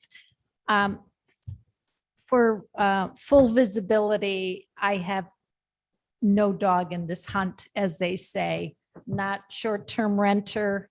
I'm irritated sometimes by the short-term rentals, but not bothered to go for or against. The issue that I have with disbanding this is really that this committee was formed at the behest of the citizens. And we don't have many of those. Yeah, we have volunteers, different things, but this was really getting together people who were vehemently opposed. So they will have strong opinions, and people vehemently for short-term rentals. And you see this community after community. I did a lot of research on Conway, New Hampshire, went through all this. I mean, signs everywhere, right? On pros and cons on the Cape, etc. So this is going on everywhere. But to me, this is about the citizens getting their opinions, bringing them together. And even to Leon's point, if we have the wrong people on the committee, then I think it's incumbent upon the town council to get the right citizens on the committee. I think there was a lot of noise and articles back and forth and, neighbor against neighbor. It's a highly charged emotional subject, but I do think it is important for the citizens to be able to, in a way, duke it out, figure it out together. And I know, Mrs. Von Villis, from your experience, you're probably the best to bring them together. So I hope you don't give up the fight, and hope you keep the committee going. Thank you. Thank you, Val. Is there anyone else? Rick Maderas has his hand up. Rick does? Okay, bring Rick in, please.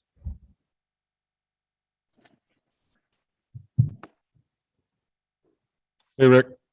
Hi, Rick Maderas, 52 Tuckerman Ave. I'm assuming you guys can hear me, correct? Yes.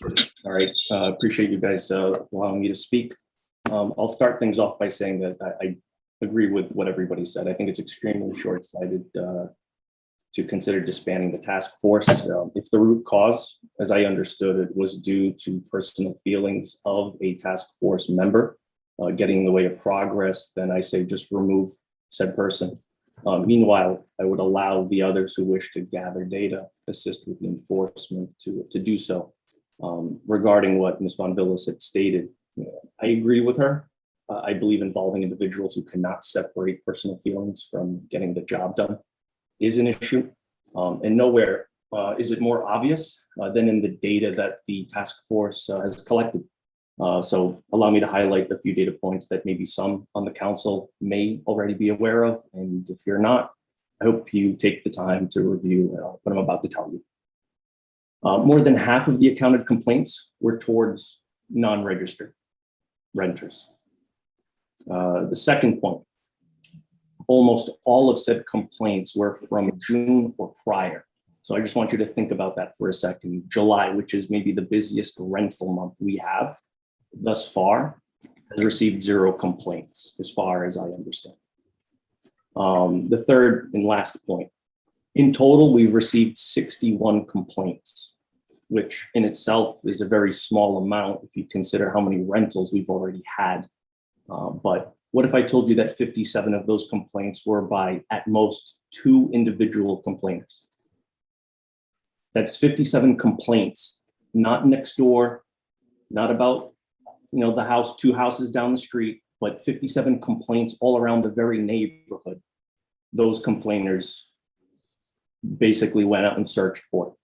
So just remember that if it wasn't for the task force or the work that individuals like Leon and Sarah have put together, you wouldn't have known about this or how loud a very, very tiny minority of people have been able to fabricate a big sting that I think ultimately everybody, including the police force, is starting to realize that we don't have a major issue. But I will say the task force can at least help the council continue to improve upon the enforcement that you guys should at least have in your back pocket. So that's all I have to say. Appreciate the time. Thank you very much.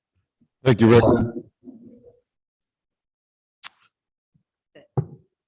There's Any- no more hands. What's that? There's no more hands up. No more hands up? Okay. It is hard to hear, yeah. So what's the, any councils have any comments or any thoughts? 2 hands just came up. Okay. Okay. Sure. Who is it? Okay, so we'll take Jim first.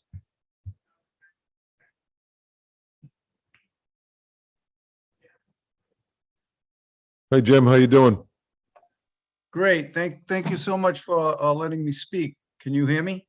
We can. Just your name and address for the record, please. Okay, it's Jim Parenti, 65 Aquidneck Avenue. I would just like to agree with most of the folks who spoke before me, that I think one meeting is not enough to conclude that a group should be discontinued. I know the house that we rent occasionally has been in our family for over 90 years. I've been managing it for over 20. We have never had any complaints. And I think the task force brings a wealth of information for people who have been doing this for a while and can help answer a lot of the questions and concerns that people might have on both sides of the issue. So I would just like to conclude by saying I think this task force is a good idea to give representation to the people in the town to express their ideas and to continue working through the issue. Thanks for your time. Thank you, Jim.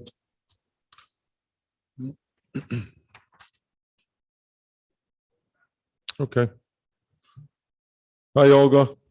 Hi, can you How hear are me? you? Yes, we can. Just your name and address for the Olga record, please. Register, 71 Aquidneck Avenue. Okay. Thank you so much for letting me speak this evening. I'm going to be really quick. I just was so happy when they formed this task force, and I would hope that please give it a chance. I just feel like if somebody's feelings were hurt or if someone was rude, that's unacceptable. And let's move on and just let's make it better and not just end it. Thank you very much. Thank you, Olga. Okay.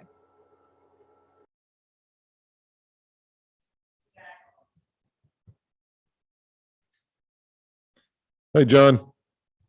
Yeah, back again. Yes, sir. Can you hear me? Well, I hadn't planned to talk tonight. I thought Barbara Von Villis's proposal was pretty good. And frankly, what I've heard tonight is the folks, can you hear me, by the way? We can certainly hear you, John. Okay, I thought that I have learned from talking to a couple of members of the task force that the focus of this task force is on the ordinance and enforcement. Yet Paul, I read a comment by you in the paper recently talking about the impact of short-term rentals on the housing market in Middletown, how some streets have gone dark. So I think the issue of short-term rentals goes far beyond merely complaints by neighbors about the noise, about the noise and about changing the ordinance. I think there's some fundamental questions. I live over in Easton's Point, as you know. I've seen the number, there are dark streets on Easton's Point, and you can't blame them for wanting to put short-term rentals there. So frankly, I was looking forward to this opportunity to go before the council to talk about two issues that will never reach the task force. One is a limitation, as you do with liquor licenses, on the number and the citing. There's nothing inherently wrong with a short-term rental. But the question is, like a liquor license, there's an appropriate number and location. Frankly, I think we have enough short-term rentals in Easton's Point. And I think that the town needs to decide how many short-term rentals they want. These issues will never come before this House. The second is, I'm a member of MEDAC. We proposed some time ago that these are businesses and they ought to be taxed as a business. That didn't make it past. We had a resolution put before the council under the prior president. I think his comment was, everybody has the right to make money. Next issue. Well, frankly, this issue of taxing this short-term rentals as a business will never come before the task force. Third issue, there are plenty of hotels and bed and breakfasts, but where can one go into a hotel or a bed and breakfast and have an unsupervised party house? They don't exist.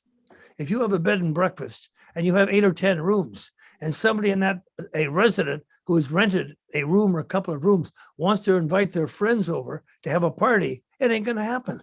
So I think, frankly, there are a number of proposals that I have, and we've talked about on our musters group, that will never come before this task force. That if, I think, frankly, these are fundamental issues involving how the town wants short-term rentals to develop.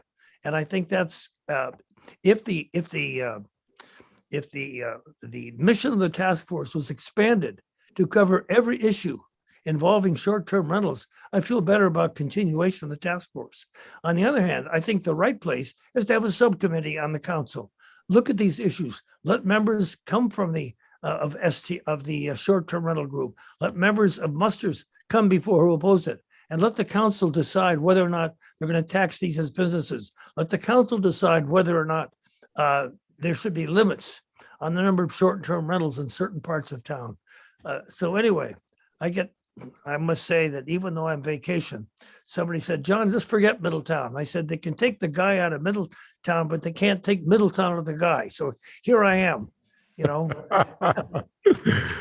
We love you, John. That's the end of what I have to say, but I support Barbara's proposal, frankly, because I think the right place for the fundamental issues that I've raised needs to be the town council, not this task force. Thank you, John. Is there anyone else, Karen? Leon Amaron has put up his hand again, and Dustin Varnell. Okay, so you bring him in, but it's going to be very brief comments. Okay, it's not 5 minutes. It's already 10:15 and we still have another item, okay? As long as it's not redundant. It won't be redundant. Leon Amarant, 60 Allen Drive. Okay, Leon? I just want to quickly respond to Mr. Bagwell's commentary. Yes. Both the issues of limitations to short-term rentals, like in a mooring or a liquor license, and the issue of taxation were discussed in the first meeting, actually. So those issues were brought up as possible topics of discussion. So I just wanted to dispel that. And also, you know, the task force is my understanding is willing to consider all discussions and all topics that are on the table. Again, we had a very civil discussion in the first meeting, and if this were to continue, that is the mechanism and the platform for these discussions to happen. It brings the right people to the table, and ultimately, whatever, you know, everyone has to understand, whatever recommendations are made, the council will still have the final say. These are recommendations to the council, which then the council would vote on. So there is no reason to disband this task force. The task force is going to do the work that takes time and effort to come up with an actual solution or propose solutions to help the town of Middletown. I don't know what the concern is by having people involved in the discussion. So these are this is a part of the misinformation that's out there. The owners are very reasonable. I think we've all shown that. you know, and I will say, there are members in muster, again, as the council knows, I have actually expressed my concerns to you. There are members that you know of Mr. Bagwell's group that are part of this emotional equation, that are making it very difficult to have this conversation. Thank you for your time. Thank you, Leon. Dustin?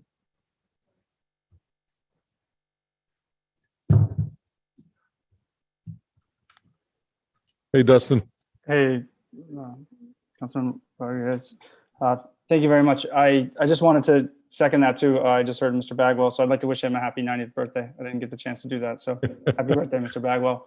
But I want to second that and say that I don't think any of that was relevant, because the STR group was, I believe, the whole point of it was to help mitigate and lower the noise complaints and also go through zoning requirements.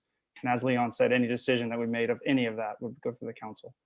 I also just wanted to clarify, because when Councilwoman Von Villas spoke in the beginning, she made it sound, maybe I got this wrong, like there was actually a problem within the meetings.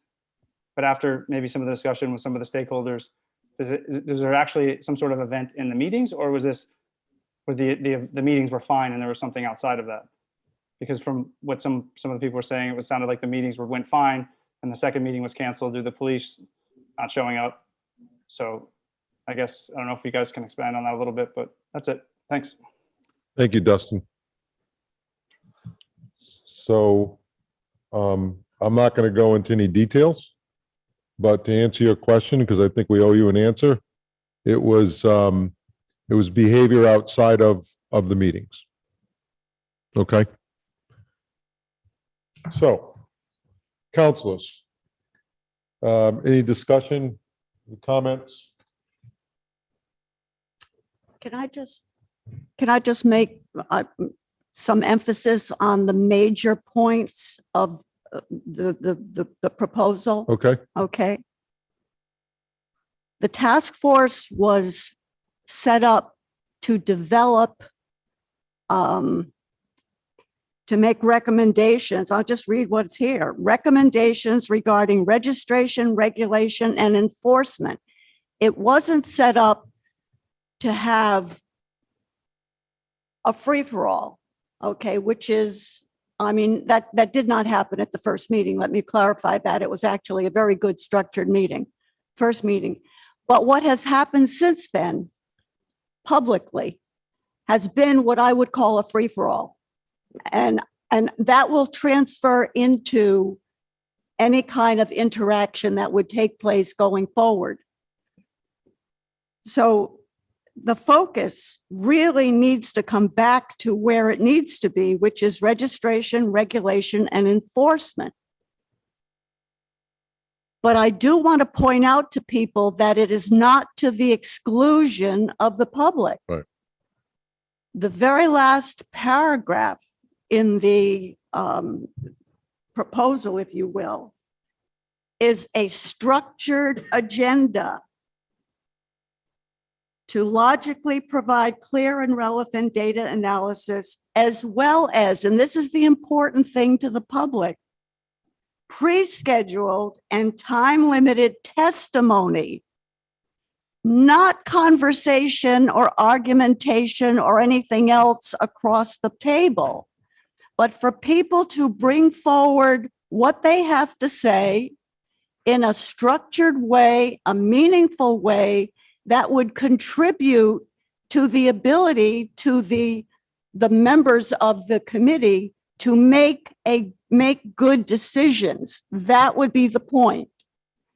The public would have that ability to provide input in a structured way. And it was never intended to exclude public commentary. Okay, so I want to make that very clear. Okay, thank you. Anyone else have any comments? Mr. President, Yes, ma'am. Rick Maderas has his hand back up again. Okay.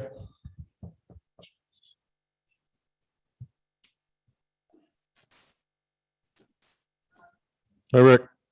All right, apologies for, but I did want to respond to Ms. Von Villas's comment there. So Rick Maderas, 52 Tuckerman Avenue. Clear that Ms. Von Villas just admitted that the first meeting went fine. I know that she had just recited the purpose of the task force. So I just wanted to clarify then, if the first meeting went fine, what makes her or anyone else believe the second meeting wouldn't go fine? And again, if the issue is a particular individual, then why wouldn't the council then just use the power they had initially and just replace that individual with somebody else? If Ms. Von Villis assumes the second meeting wouldn't be as successful as the first. Thank you. Thank you, Rick. Vice President. So I guess what I think is that, to Mrs. Von Villis's point, if we can get, I think it would be clearer without having everybody in the room. I'm not quite sure how that would work. First, I thought maybe it would go line by line in the ordinance, and then maybe we get a hold of Strom and say, okay, here's what we're interested in information on this, and they send a member in and we listen to them. I don't know how we solicit the public to talk. So you would advertise a meeting like we would any meeting, public. Yeah. And you can invite them if you want, if that's what you're alluding to. And, well, you could take their input from there.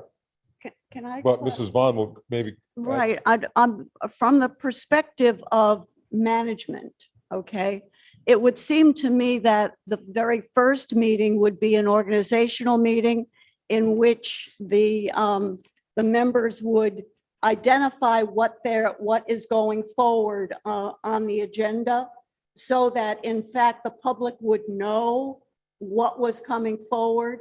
And if in fact they wanted to provide testimony, they could make contact so that they could come and speak on that particular item at that particular night. Okay. Does that help, Tom? Yes, it does. And I mean, at the end of the day, you get the public input either way. And if they have that easy a way to participate, is that in person or by Zoom? Oh, no, it's not Zoom, in-person meetings. Thank God. All right. Then I guess, I mean, hey, we can always change it and go back if it doesn't work, right? So I'm okay. Okay. Any other comments? So this is not an easy, Councilor Flynn. Oh, yeah, my apologies. I was muted. Excuse me. So I would like to ask who on the council watched that first meeting of the short-term rental task force? I did. So one. I did too, and I took the hour and 24 minutes to watch it, so that's why I'm commenting. It was a tremendous meeting, and Councilor Von Villis did a great job. I was really impressed. She had an agenda, followed it. There was great conversation. Unfortunately, the department heads were not there for input, the solicitor, the police chief, and the zoning officer. But by the end of the meeting, after identifying, what each person thought was the most important thing and what the best way to approach it, the fair way, as Councilor Von Villis explained, they then had a plan for the next meeting to go through that ordinance section by section, do some homework, come back, meet with those department heads. Sean was going to provide all members a list of all the ordinances that apply to short-term rentals, including the fire code, and get them to all the members. A task force are those people that are committing their time, their discretionary time, to a certain topic, put together because the topic is of great importance and it needs attention. To simply advertise like it's a workshop, you're going to lose focus on this topic that's very important, and it's got a very focused result, as Councilor Von Villis said: registration, regulation, and enforcement. It's not, if we want to limit or put in certain districts or other, other formations of how we want it or the town wants it to develop. Councilor Von Villis is predicting an outcome that I don't think has much basis. These people are going to bring this emotion into the meeting. These are mature adults, and they volunteer their time to focus on an issue that the council has determined is one of our top 5 or 7. I agree with some of the comments. If the right people aren't on there, then they should be replaced. One of them volunteered to resign. Excellent. Councilwoman Von Villis, she's recommending a dissolution based on some personal and emotion actions that occurred. I think that Dustin's question is fair. I would like to know specifically what those actions are in order to consider a dissolution. Maybe that's an executive session item. I don't know. But without knowing, I think considering a dissolution is extreme. Now, perhaps the task force should meet to discuss if the members can work together from this point forward. As stated, if some members would like to resign and be replaced or others think they should, that's an action that could happen as well.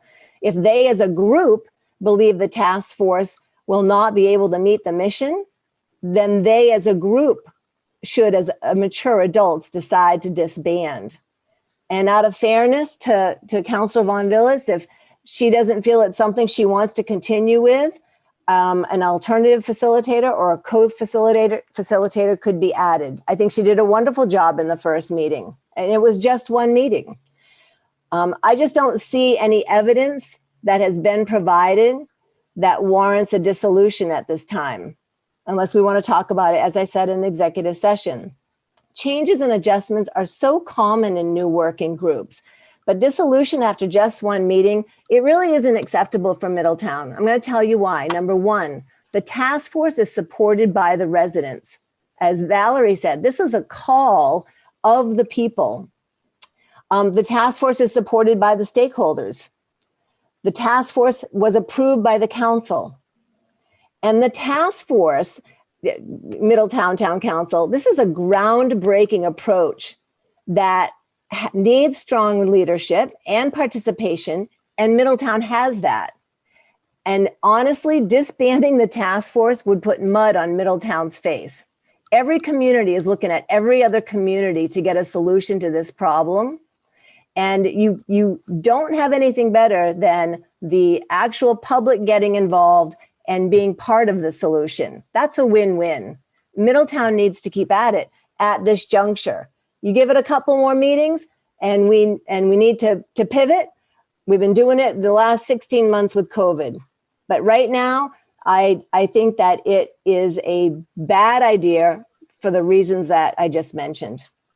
Those are my comments. After watching the hour and 24-minute meeting, which was spectacular, Council Von Villis, because she led it, directed it, and kept it on task and made a plan. There's already a plan in place. Execute the plan. That's my appeal. Okay. Thank you, Terry. Mr. President, Yes. Ed has his hand up again. Who? Ed. Okay. Guys are being very, very lenient with the comments. I know it's a hot topic. I get it. Bring Ed in, please. This is the issue when you. I just want one final statement. I think it's very evident that, can you hear me? Yes, sir.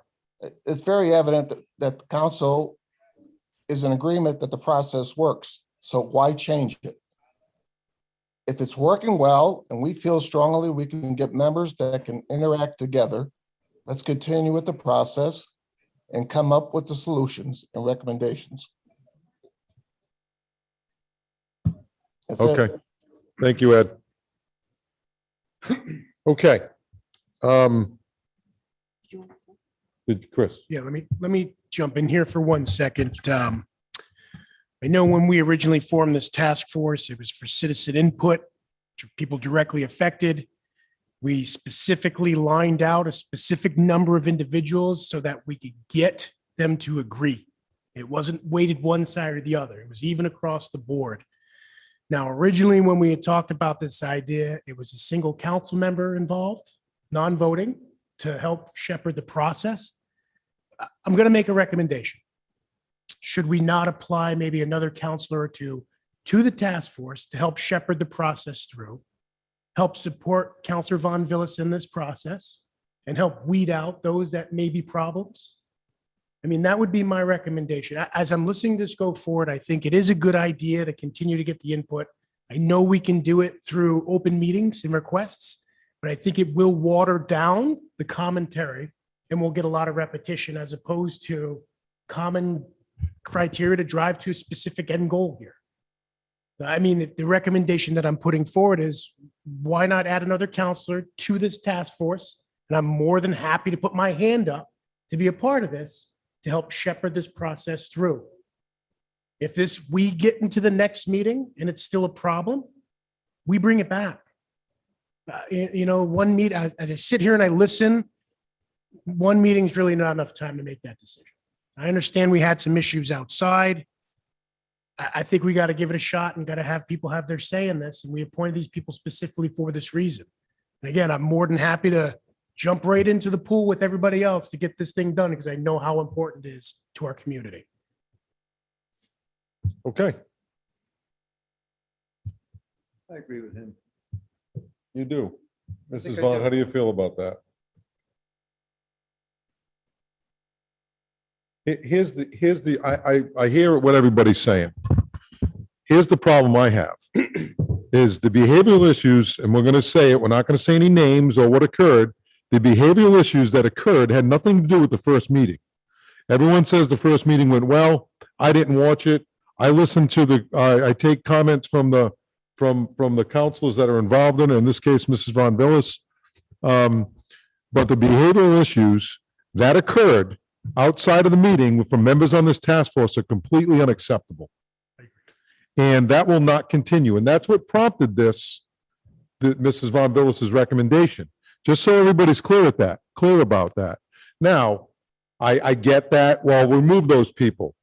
I get that too. But the problem is when you have an organization and you set the expectation up here and you manage it to here, that's what you're going to get. And I'm not going to lower the bar for the town of Middletown because people are calling the police on each other and doing all kinds of crazy things that just aren't acceptable to me. I get it's emotional. I'm living the short-term rental life right now with, not that I have one, but being surrounded by the neighbors. I'm seeing it. I'm not liking what I'm seeing. Has nothing to do with this task force.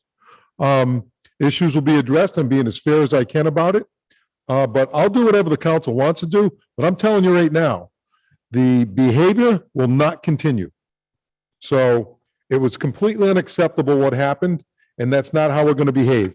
And I can't see it with the same people on there changing. It's an emotional issue. It's emotional time in this country. But to allow behavior like this to take place or to continue, there's no room for it here, in my opinion. So I'll do what the pleasure of the council is. You want to give it another shot? I'll give it another shot. But I just think that the behavior is just, we're setting the wrong, for me, the way I operate in business, we're setting the wrong tone. But that's just me. But I do understand the other side of it. And don't forget, they're stakeholders. These are businesses that are being run that they want to protect their business. And I get that part of it too. And I get they want to come across as trying to make it better, and I'm sure they do. But at the end of the day, there's stakeholders on both ends. And there's never been a committee formed like this where, to my knowledge, as long as I've been involved, where there's committee members that have financial interests going on here. And ones that hate this side of it. So I'm not sure how you move forward based on what happened. Mr. President, Yes, ma'am. was Councilor Logan's suggestion a motion or? No, it was not a motion. No. Okay, So I'd like to make a motion to move this on. I think that there's not enough evidence to dissolve it. There's more reasons to at least see it through and give all parties a fair chance, and the concept of fair chance with all eyes on Middletown. And so I'd like to make a motion that, and I hope with Councilor Von Villas's approval, to continue the task force and to take Councilor Logan's offer to have him also be a co-facilitator and spend some time to assess the next couple of meetings and see if they can make the progress that Councilor Von Villas has outlined will be made. Okay, Mrs. Santos. I'd like to ask a question that's not been asked tonight before the resolution, before you make a motion, Mrs. Flynn. Okay. Mrs. Von Villas, would you want to continue along with Mr. Chris here? Would you stay on if he were to? It's not a matter of staying on. It's a matter of my belief in what we can accomplish and how we can accomplish and with what kind of a timeline.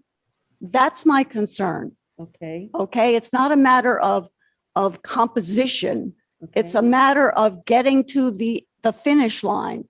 And I do not think we can get to the finish line if we do not have the ability to focus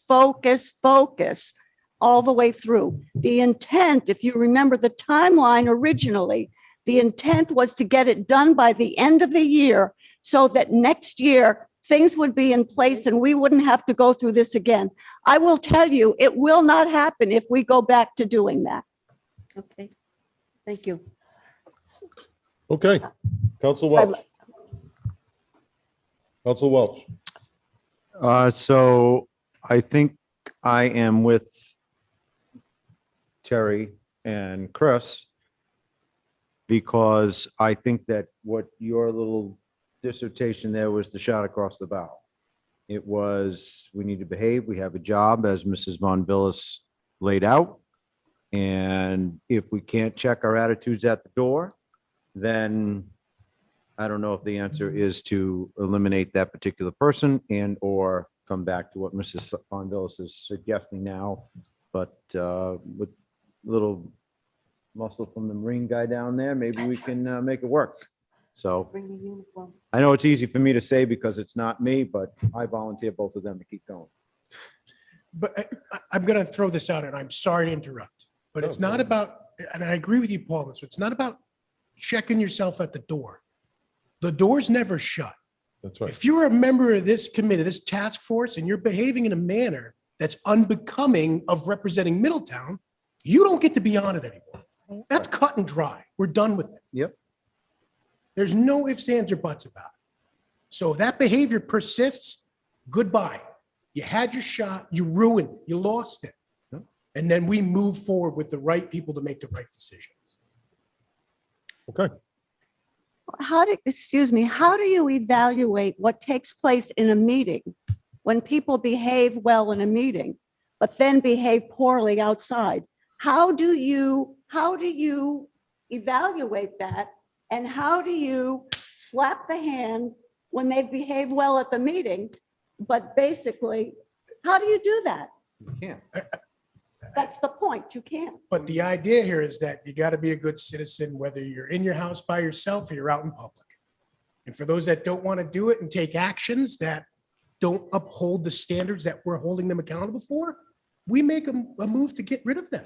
And how do you do that? It's not as easy to do that when you make an appointment to a committee. It's not as easy to do that. You can't say to somebody, you can't come anymore because you've been a bad boy. No, it doesn't happen. But it's just as tough a decision right now that we're faced with to say, we're going to do away with it altogether.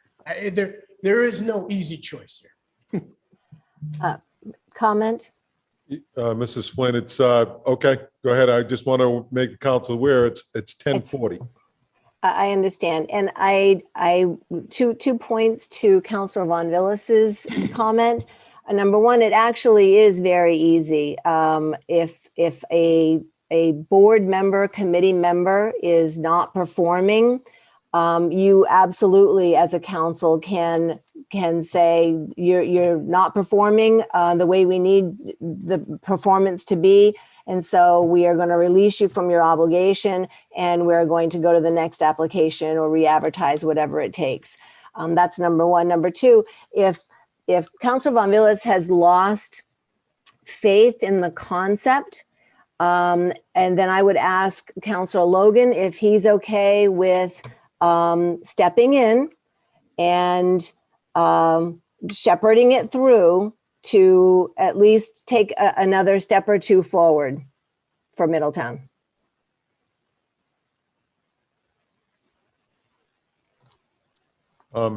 So Sean, or Marissa, I have a question.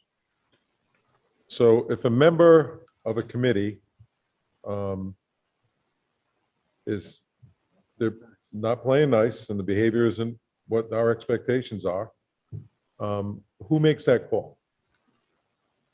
So based on the charter, I think I know the answer, but I just want to hear it. And if you don't know, that's okay. But there's two parts.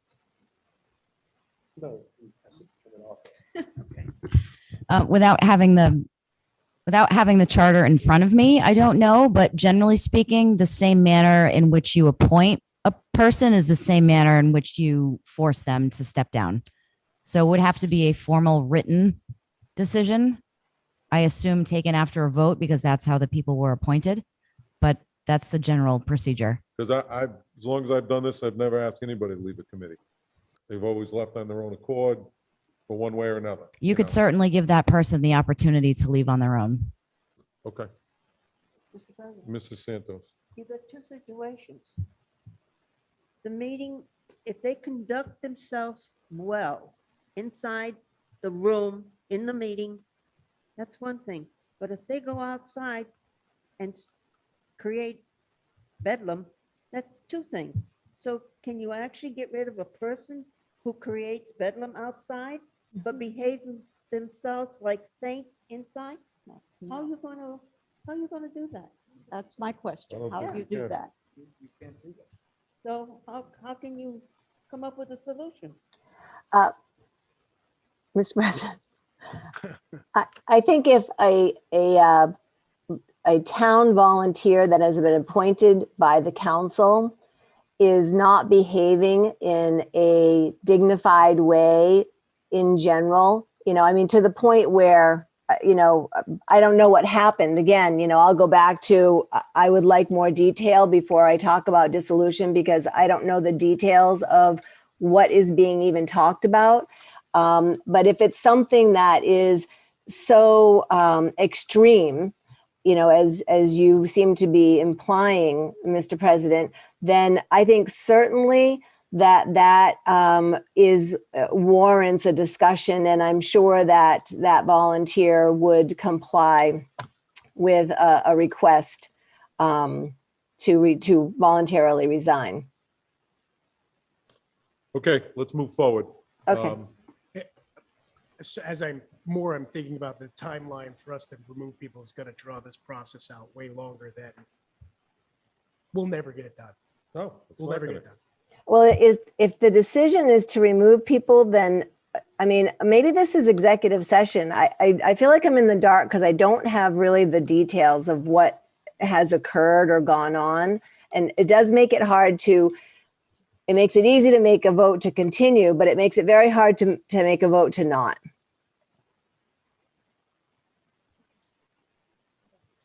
Okay, so is there a motion? There was a motion Okay, can you just repeat the motion, please? to, continue the task force. And for now, that would be with Mrs. Von Villis. She can certainly, opt Just out. let's Keep it not simple, muddy the, continue the task force with Counselor Logan volunteering to assist. okay. Is there a second? I'll second. Okay, second by Counselor Welch.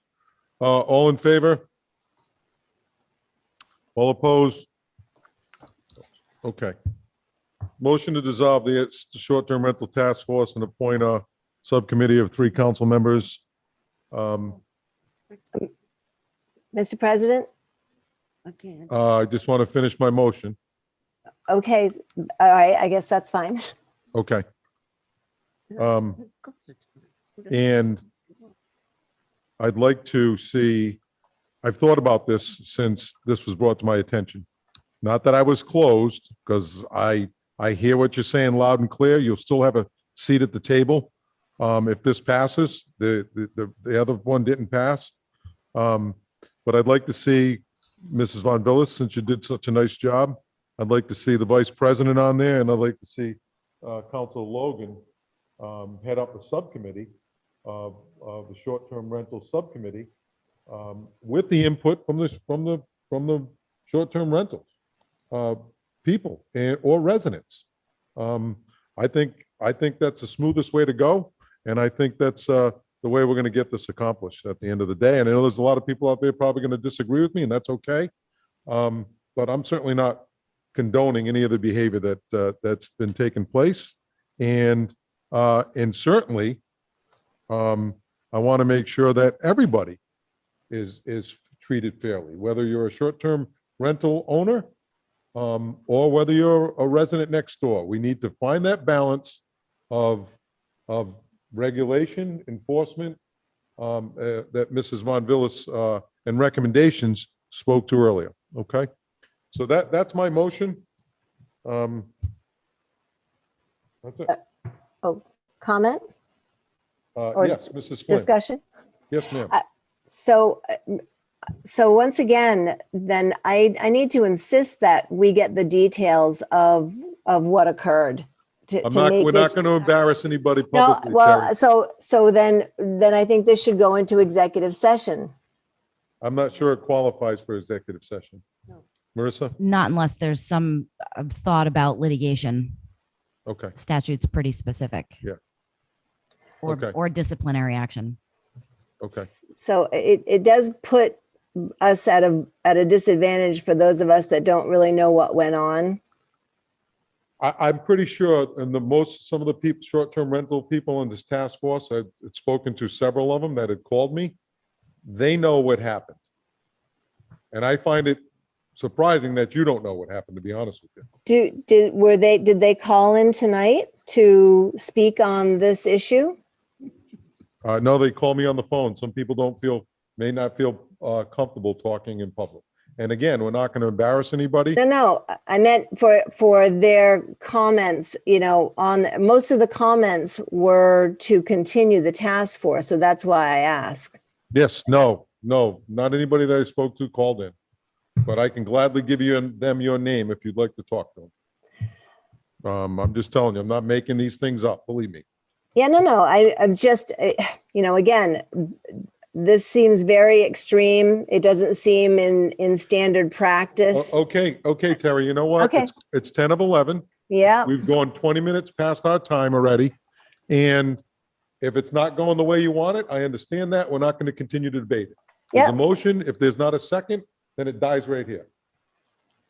The motion is to dissolve the short-term rental task force and the appointment of a council subcommittee with town council members Welch, Von Villis, and Logan to head up the short-term rental recommendations, registration, regulation, enforcement, with the input of the residents. It's not a closed door. It's an open door where we're going to move this forward and get this thing figured out. Okay. second that. So any further discussion? Okay. All in favor? Aye. Anybody opposed? I oppose. I think Okay. it's wrong. Okay, Terry, thank you. I'm on record. Okay, no problem. Number 35, and thank you for all the input. Look, it's not an easy discussion, and it's a hot topic, and it's a sensitive topic, and it's all the above, and I just think we're going to get this done this way. So, okay, we welcome back Councilor Toronto. Number 35, continued from the July 6, 2021 regular meeting. Appointment of 4 members to the Zoning Board of Review. 1 vacancy, appointment of 4 members to the zoning, 1 vacancy, regular member, term expiring April 2026. 1 vacancy, first alternate, term expiring April 2022. one vacancy, second alternate, term expiring April 2022. Excuse me, and one vacancy, third alternate, term expiring April 2022. And I don't know how you want to handle this, but when we did try to make appointments for 4 people, at the, maybe it was planning board or whatever it was, 3 people. We got to do one at a time, I think. I think that's probably the best way to do it. Whatever nominations on the floor, we'll vote on those in the order that they were nominated. Okay, and whoever gets the 4 votes gets appointed, okay? Fair enough? Yes. Are there any nominations? We're going to take the regular member first. I'd like to nominate Judith Rosenthal for regular voting member. Okay, so we have Judith Rosenthal. Are there any other nominations? Council Welch. I would like to nominate Chris Souza. Okay, Chris Souza.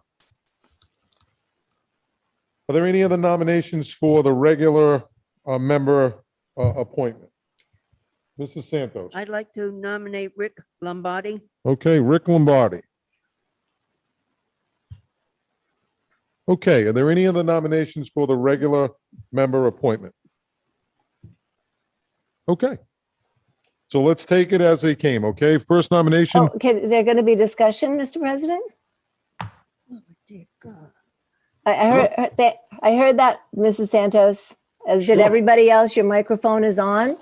Listen, we're not going to go back and forth, okay, guys? Let's maintain our level of professionalism. Thank And you, let's- Mr. President. Let's have discussion on the qualifications. I think is okay.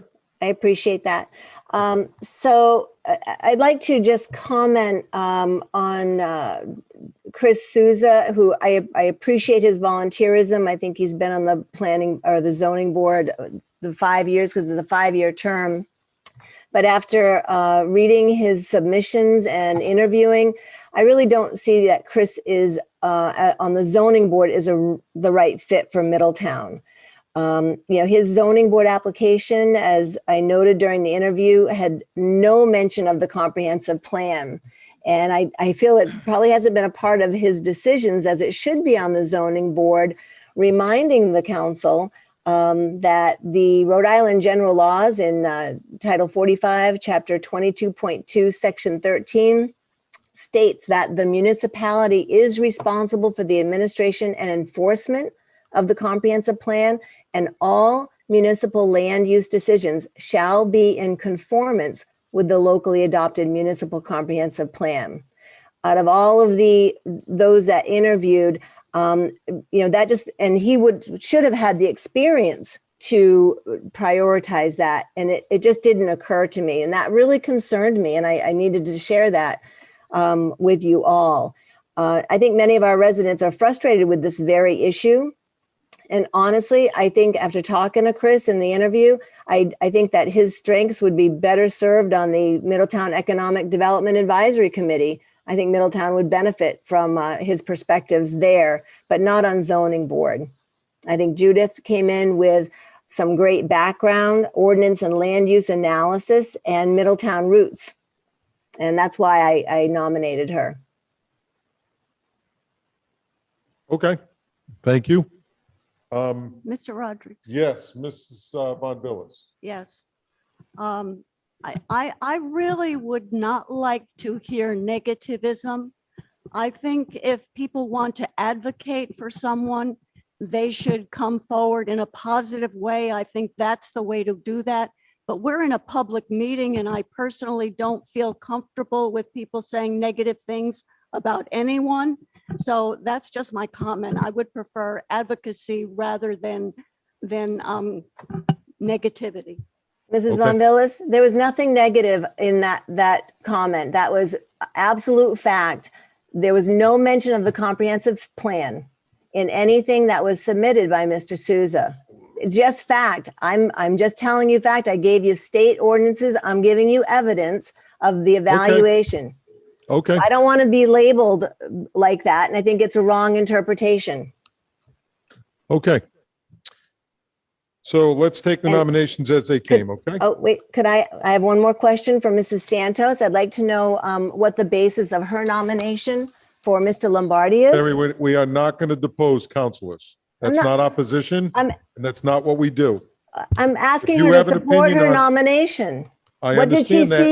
see in the interview and in the write-up? Not My gosh, we had required to 3 answer the pages. Question unless she wants to. Terry, you cannot force somebody to answer a question, okay? Well, You I can think the ask- public would like to know why she made the nomination, but if she doesn't feel that that's important, that's fine. and I understand that. I just don't think we should try and be deposing each other on why we think what we think. It's your opinion. If you want to share that, great. If somebody doesn't, you're not going to put somebody on the spot just to put them on the spot, and that's wrong. I'm not putting her on the spot, Mr. Okay, President. you I'm are. asking for the public, for it to be transparent what the basis of the motion is. If this council doesn't think that that's important. You know what the word transparency means? I can see right through you. That's what it means. So. Oh, and what does that let's mean? just Could you move on with explain the- that? We're not going to allow counselors to depose each other. I'm not going to allow it as the president. If somebody Well, else wants to allow that, then they can do that. Can you explain your comment? You can see right through me. I'm looking for Not- that's- justification for good decisions for our zoning board appointees, Mr. President. I I appreciate thought that you was our making job. those. I appreciate you making that decision. Thank you. What decision? That recommendation. So, I'm going to ask Mrs. Santos, just because, and we're not, it never has to come to this level. You force it to this level, and it's going to stop, Terry. There's no reason for the negativity, or there's no reason for putting people on the spot. Your opinion is your opinion, and your recommendations, your recommendations. We all respect them, as you should respect others here. And I do, Would you like and to answer the I have not question? disrespected anybody here. Okay. I didn't say you did. I said we need to respect each other. Well, You I can am, and assume whatever trying- you want to assume. trying to, I'm Okay. there are Let's no move, assumptions. let's move on. Okay, well, you can make comments, but I cannot. You, So you let's, make plenty of comments. and you've I had your usually fa- you- explain all of them. I think I've been more than fair in giving you the opportunity to say as much as you wanted to in the meetings, as long as I've been sitting in this chair since since April 19th. So that's not a fair statement. So let's be transparent about that. We have the first nomination, and it does never have to get to this, so please let's not have this again. Or it does become a free-for-all. First nomination is Judith Rosenthal. And we have we have a second on that, correct? Sure, I'll second. Okay. We have a second for nomination for Judith Rosenthal. All in favor, raise your hand. Okay. All opposed? Okay. Chris Souza. Nomination for Chris Souza. Do we have a second for Chris Souza? Second. We have a second for Chris Souza. All in favor, of Chris Souza, raise your hand. Aye. Okay. Anybody opposed? That would be, I'm opposed. Okay. Let's move on to the first alternate. Do we have nominations for the first alternate? Yes, I'd like to nominate Judith Rosenthal for the same reasons already stated. Okay, very good. Do we have any other nominations for first alternate? Okay. We have a nomination for Judith Rosenthal for the first alternate, and I'll second that. All in favor? Aye. Aye. Anybody opposed? Excellent. Let's move on to the second alternate. Second alternate is, we have nominations for second alternate. I'd like to nominate, Hang on, Terry, we're going to give Chris an opportunity. Sorry. That's okay. Chris? I would like to nominate Henry Rick Lombardi. Okay. I'll second Second. that. So we have a motion, a second for Henry Rick Lombardi. Is there any other nominations for the second alternate? I'd like to nominate Stephen Hutler Okay. for the second Nomination for alternate. Stephen Hutler. For- Do we have, let's take Rick Lombardi. Any other nominations? The second alternate. Let's take Rick Lombardi, Henry Rick Lombardi. Conversation? Yes, ma'am. Yeah, I just want to support my nomination of Mr. Hutler, who was born here and knows the town and has extensive legal experience. And I think he could add to the conversation. And as a second alternate, I think it would be valuable for the council to hear his conversation in anticipation of how well he can service in the zoning board in higher capacities. Okay, thank you. Okay, so we have the first nomination is Rick Lombardi, and that's seconded already. All in favor, Rick Lombardi, raise your hand. Aye. Okay. That passes. Let's All go to the, opposed? anybody opposed? Okay. Let's go to the third alternate. Do we have nominations for the third alternate? I would like to nominate Stephen Hutler. Okay, Mr. Logan has nominated Stephen Hutler. Is there any other Second. nomination? I'd like, Sorry. Mrs. Santos? I'd like to nominate Adam Souza. Okay. And Mrs. Santos nominates Adam Souza. Okay. And Terry, did you have a nomination? No, I was seconding Stephen Hutler. I'm sorry if I was out of turn. No, no problem. So any other nominations for third alternate? Okay, so let's take the first one. We have a nomination for Stephen Hutler, and we have a second. All in favor of Stephen Hutler, raise your hand. Okay, anybody opposed? Oh, Okay, so we have Chris Souza. We have as the term expiring, the regular member term expiring April 2026. We have Judith Rosenthal, first alternate, term expiring April 2022. We have second alternate, Rick Lombardi, term expiring April 2022. And we have Stephen Hutler, third alternate, term expiring April 2022.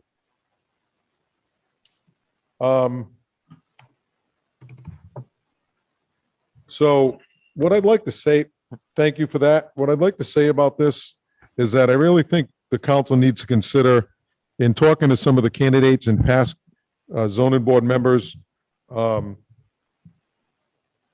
you're the second and third alternate, sometimes you never get a shot to be that first alternate or to be actually be a voting member. I just want to leave you with this, where we need to consider maybe some type of rotational basis. I don't even know if that'd be up to us, Peter, or that'd be up to zoning board. I don't know. What I do know is that I think it needs to be spread out a little more. Two things happen. It's fair and that people get more experience. So that we always have, that way it doesn't drive the people away and go, you know, what am I doing this for? I'm never going to get a shot. I never hear any applications. So just a thought. Tom had talked to me about it. Terry had talked to me about it. I think it's a good idea. I think that it's something we certainly need to consider, okay? That way we'd actually get more participation. Mr. President, may I Yes, ask, ma'am. may I ask you to read the names of the people who have been appointed tonight? So Chris Souza was appointed the regular member. Judith Rosenthal was appointed first alternate. Rick Lombardi was appointed second alternate, and Stephen Hutler was appointed third alternate. Thank you.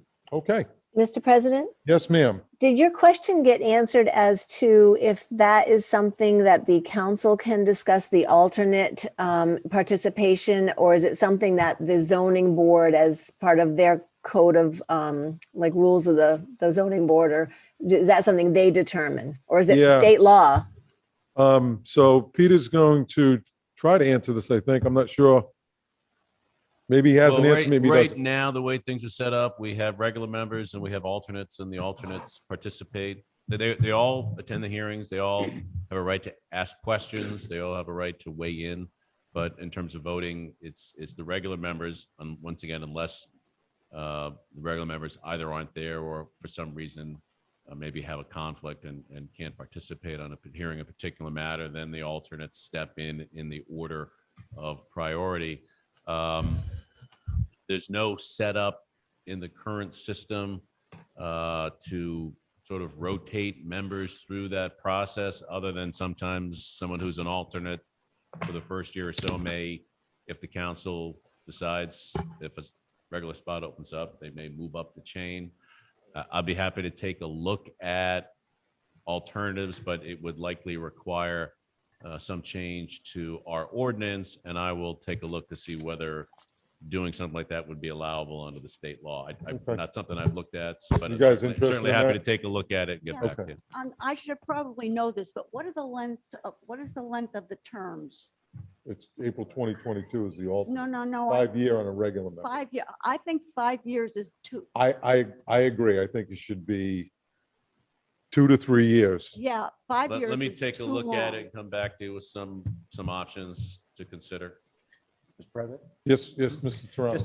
Just something else I'd like to just put out to the council to consider. You know, we had that meeting with the planning board. I thought it was really productive. You want a meeting with the zoning board? Excuse me, Planning? we met with the planning. I thought maybe we do it with the zoning board. We can. I'm not sure. The difference is they're a regulatory board. Yeah, the difference is the planning board is an advisory Yeah. board to the council and. There's a fine line there. And it is arguably not appropriate to have that No. sort of meeting. Okay. And give direct direction to the zoning board in terms of how you want them to decide cases, since they are, as the president said, just a regulatory board. So we can't listen to their concerns or their, I think we're walking a Ideas. fine line oh, yeah, because of the nature of that board being regulatory. sure. Certainly, somebody ever got upset and said, well, they tried to influence us. It would almost be Okay. like meeting with the municipal court judge to talk about how, he's handling things. Okay. Yeah. All right. I Probably- just thought, Probably, and once again, it's the nature of the body is completely different from. the Okay. planning board, so. okay, thank you. Okay. Uh, Motion to adjourn. Second. We have a motion and a second to adjourn. All in favor? Aye. Good night, everyone. Good night.